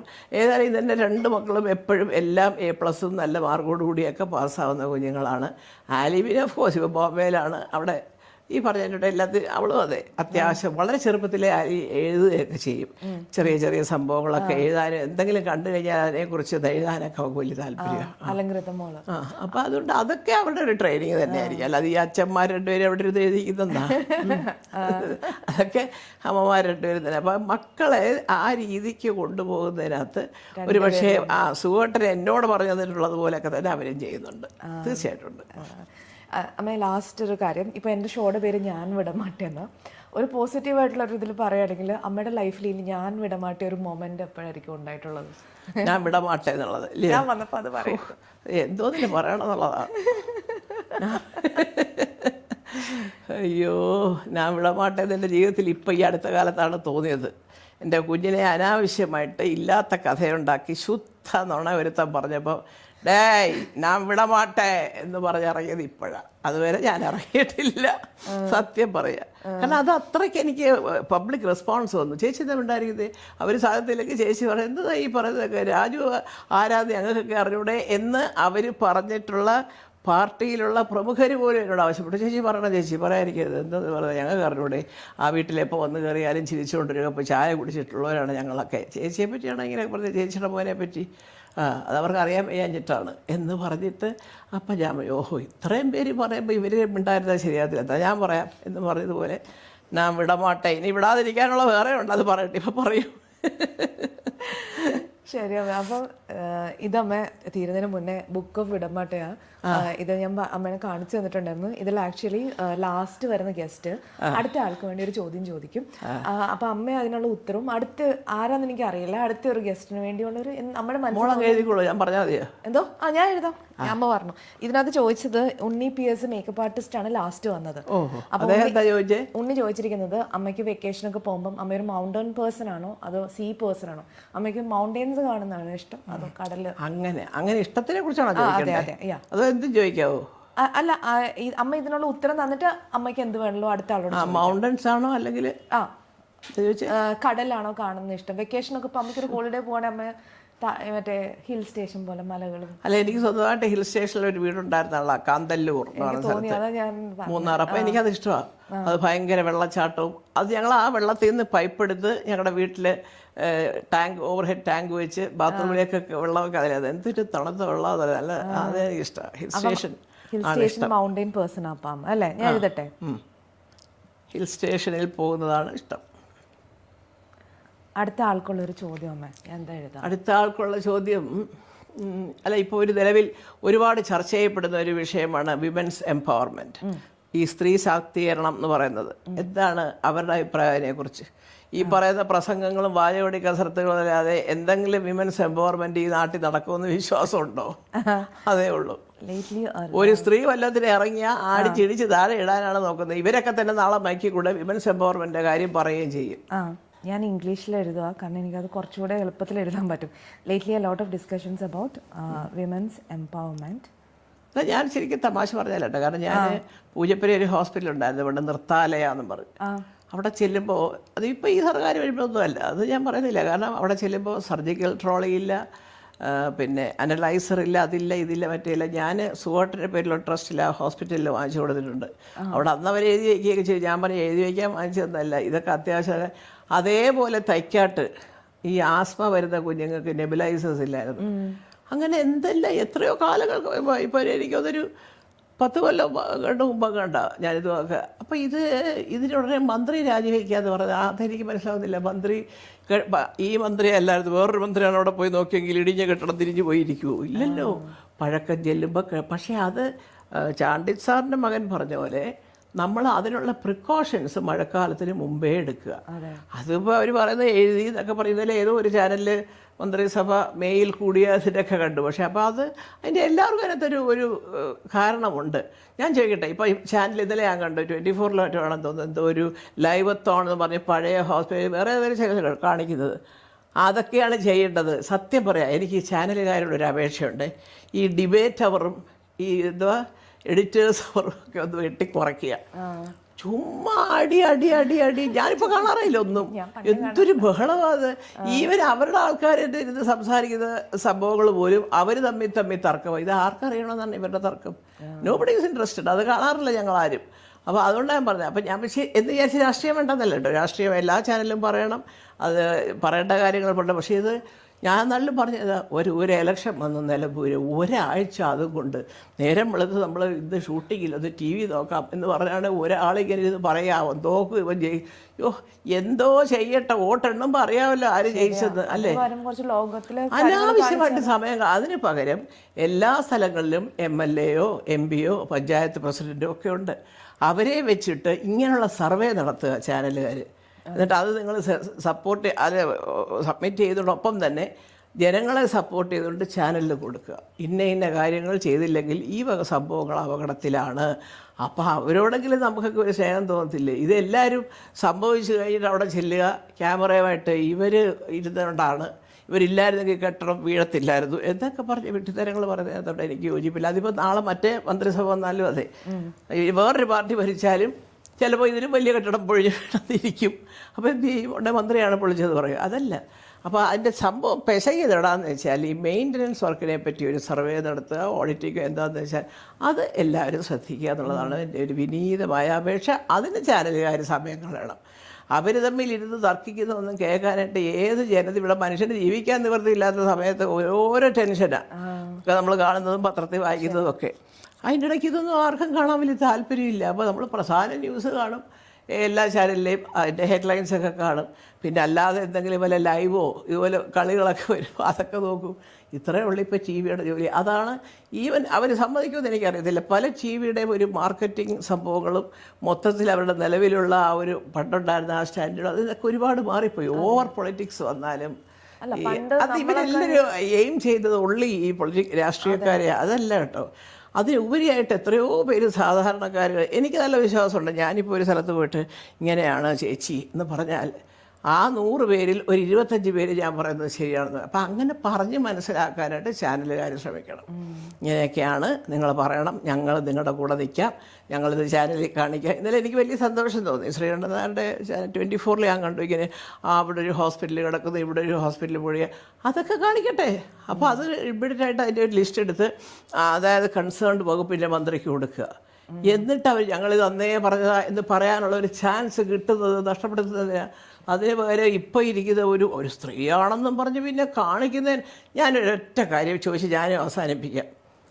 വഴുതിയുള്ള കാറ് തടയുന്നു, ബസ്സിൽ തട്ടുന്നു, അതിലിടിക്കുന്നത് ഇവർ ഭരിച്ചാൽ അവർ ഭരിച്ചാൽ ഇവർ.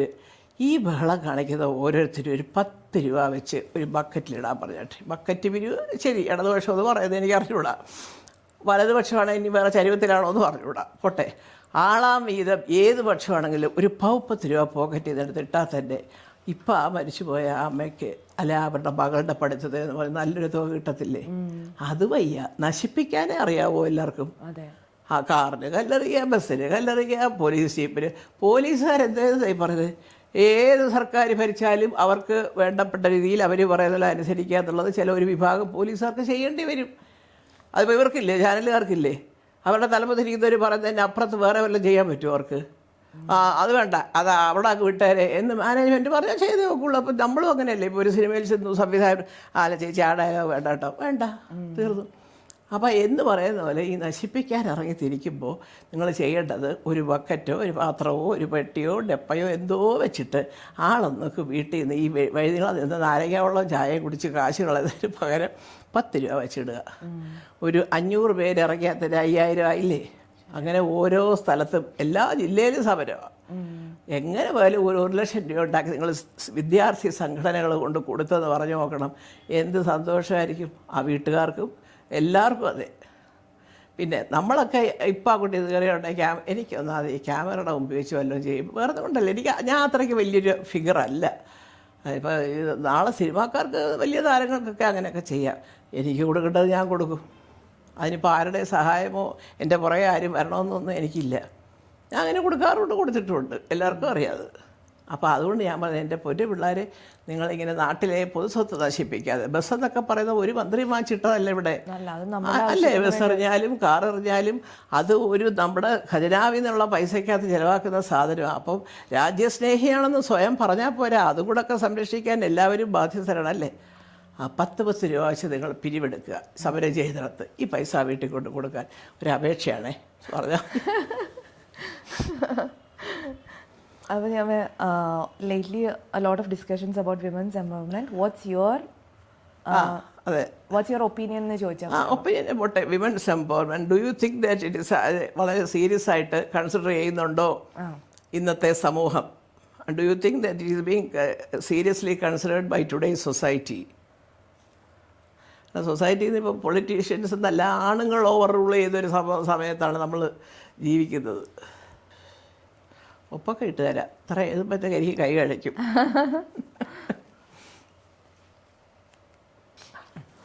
So lately a lot of discussions about women empowerment. What's your opinion about women's empowerment? Is it seriously being considered by our society? Thank you. Thank you, ma'am. അപ്പം എന്താണല്ലോ ഇത്രയും നേരം നമ്മുടെ ഒപ്പം ഇരുന്ന് എനിക്ക് ശരിക്കും നന്നായിട്ട് വരും ഇൻ്റർവ്യൂ കണ്ടോണ്ടേ. ഒരുപാട് ട്രോള് കാണാം അതിൻ്റെ അടിയിൽ. അവരെന്തോന്ന് പറഞ്ഞത് നമ്മൾ 10 രൂപ ഇടാനോ, നിങ്ങളാര് തള്ളയെ പറയാൻ ഒക്കെ ചോദിക്കും. അതൊക്കെ ചോദിച്ചോട്ടെ, അതൊന്നും നമുക്ക് പ്രശ്നമൊന്നുമില്ല. അങ്ങനെ എവിടെങ്കിലും കണ്ടിട്ടുണ്ടോ ഈ സമരം ചെയ്യുന്ന പിള്ളേർ? എല്ലായിടത്തും 500 പേരുടെ ജാഥയാ. ഒരു 10 രൂപ വെച്ചിട്ട് ആ വീട്ടിൽ കൊണ്ട് കൊടുക്കാത്തത്. അല്ല, അവരുടെ വീട്ടിലേലും കൊടുത്താലും മതി. അവരുടെ വീട്ടിലേലും കൊടുത്താൽ അല്ല, അത് തീരെ ഇല്ല. അവിടുന്ന് അച്ഛൻ്റെ പോക്കറ്റിൽ നിന്ന് എടുത്തോണ്ടായിരിക്കും ഇറങ്ങുന്നതേ. എന്താ ഇവരെ കൂടെ സംഘടിപ്പിച്ച് ഓരോ ജില്ലയിൽ നമ്മളൊരു 100-300 പേരുണ്ടാ 3000 രൂപ, അങ്ങനെ ഇപ്പോൾ 5 സ്ഥലത്ത് 15000 രൂപ. ഇത് ചുമ്മാ കൊണ്ട് അച്ഛൻ്റെ കൂടെ അങ്ങനൊന്നും ചിന്തിക്കത്തില്ല മോളെ. അതാണ് ഈ പൊളിറ്റിക്സിൻ്റെ പ്രത്യേകത. ഇത് രാഷ്ട്രീയം കളിക്കുകയല്ലേ. അടുത്തത് ഞങ്ങൾ ഭരിക്കണം എന്നുള്ളൊരൊറ്റ എയിമേ ഉള്ളൂ. അല്ലാതെ അവിടെ ആ സ്ത്രീയുടെ ചെത കെട്ടടങ്ങുന്നതിന് മുമ്പേ തുടങ്ങി ഇവിടെ സമരം. ഒരു ദിവസം ഇവർക്കൊന്നും മിണ്ടാതിരുന്നു ഇവിടെ ചെയ്യില്ല. അൻവർ എന്നും പറഞ്ഞൊരു എലക്ഷൻ, എന്നും രാവിലെ അയാളുടെ വീട്ടിലൊരു 10 ക്യാമറ. അങ്ങനെയാണ്, ഇങ്ങനെയാണ്, പിണറായി ഇങ്ങനെയാണ്, മറ്റു ആരുടെ ഷോക്കത്തേക്ക് അവസാനം എന്തായി ഇതാണ്ട വീട്ടിൽ ഇരിക്കുന്നു ഇപ്പോഴും. ഒന്നും ഏശാൻ പോകുന്നില്ല എന്നുള്ള ആലോചിക്കാനുള്ള ബുദ്ധി പോലും ഇല്ല. ഞാനടക്കമുള്ളവർ അതിനകത്ത് കയറി പേപ്പർ നൂത്ത് കഴിയുമ്പോൾ എനിക്ക് തോന്നുന്നവന് ഞാൻ കുത്തും. അതിനിപ്പോൾ ആര്യാടനും പറയണ്ട, അൻവറും പറയണ്ട, BJP പറയണ്ട. നമുക്ക് ഒരു ചോയ്സ് ഉണ്ടല്ലോ എന്തായാലും. പിന്നെ തീർച്ചയായിട്ടും ചേട്ടൻ തന്നെ എന്ന് പറഞ്ഞാൽ നേരെ തിരിച്ചായിരിക്കും നമ്മളൊക്കെ കുത്തുന്നത്. അതുകൊണ്ട് അതൊന്നും പറഞ്ഞിട്ട് കാര്യമില്ല. അപ്പം ഞാൻ പറഞ്ഞു തുടങ്ങിയ സെയിം കാര്യം തന്നെ ഞാൻ വീണ്ടും ഒന്നുകൂടെ റിപ്പീറ്റ് ചെയ്യാണ്. എനിക്ക് one of the most prestigious interview ആണ്. അമ്മ വളരെ പേഷ്യൻ്റായിട്ട് നമ്മളപ്പം ഈ ഒരു ഇൻ്റർവ്യൂവിൽ ജോയിൻ ചെയ്ത് വളരെയധികം സന്തോഷം. അപ്പം ഇനിയും കാണാം, തീർച്ചയായിട്ടും കാണാം. കാരണം ഈ പേര് മറക്കാനേ പറ്റത്തില്ല. വിടമാട്ടെ, ഞാൻ വരുന്നുണ്ട് നിങ്ങളുടെ സ്ഥലങ്ങളിലൊക്കെ വരുമ്പോഴാട്ടെ വിടമാട്ടെ എന്ന് പറഞ്ഞാൽ ഞാൻ വന്ന് പിടിക്കുന്നു. അയ്യോ, വിടമാട്ടെ. സന്തോഷമുള്ളൂ. അപ്പോൾ താങ്ക് യു സോ മച്ച് അമ്മ. Thank you for being part of the show. Thank you. Very nice meeting you. എൻ്റെ നല്ല പേര്, നല്ല ഇൻ്റർവ്യൂ, കുറച്ച് മനസ്സ് തുറന്ന് സംസാരിക്കാൻ സാധിക്കുക എന്ന് പറയുന്നത് നമുക്കൊക്കെ സന്തോഷമുള്ള കാര്യമാണ്. ഞാൻ പറയില്ലേ, എനിക്ക് I don't want to please anybody, പക്ഷേ എനിക്ക് എല്ലാവരുമായിട്ട് നല്ല രീതിയിൽ ഫ്രണ്ട്ഷിപ്പിൽ പോകണമെന്ന് ആഗ്രഹിക്കുന്ന ഒരു വ്യക്തിയാണ്. അല്ലാതെ പരദൂഷണം പറ്റത്തില്ല. നമുക്ക് ആ പ്രായം കഴിഞ്ഞു പോയി. ചെറുപ്പക്കാർക്ക് പറ്റും. നമ്മളൊക്കെ വയസ്സായി ഇനി നാവും ജയിച്ചിരിക്കുകയാണ്, വെട്ടിയടുക്കി പോള അതേ ഉള്ളൂ. മറ്റ് പ്രാരാബ്ദങ്ങളോ ടെൻഷൻസോ ഒന്നുമില്ല. അത്രയൊക്കെ ഭഗവാൻ കൊണ്ടുവന്നില്ല ഇത്രത്തോളം. ഇനി അങ്ങനെ തന്നെ പോട്ടെ എന്ന് വിചാരിക്കുന്നു. Thank you thank you so much.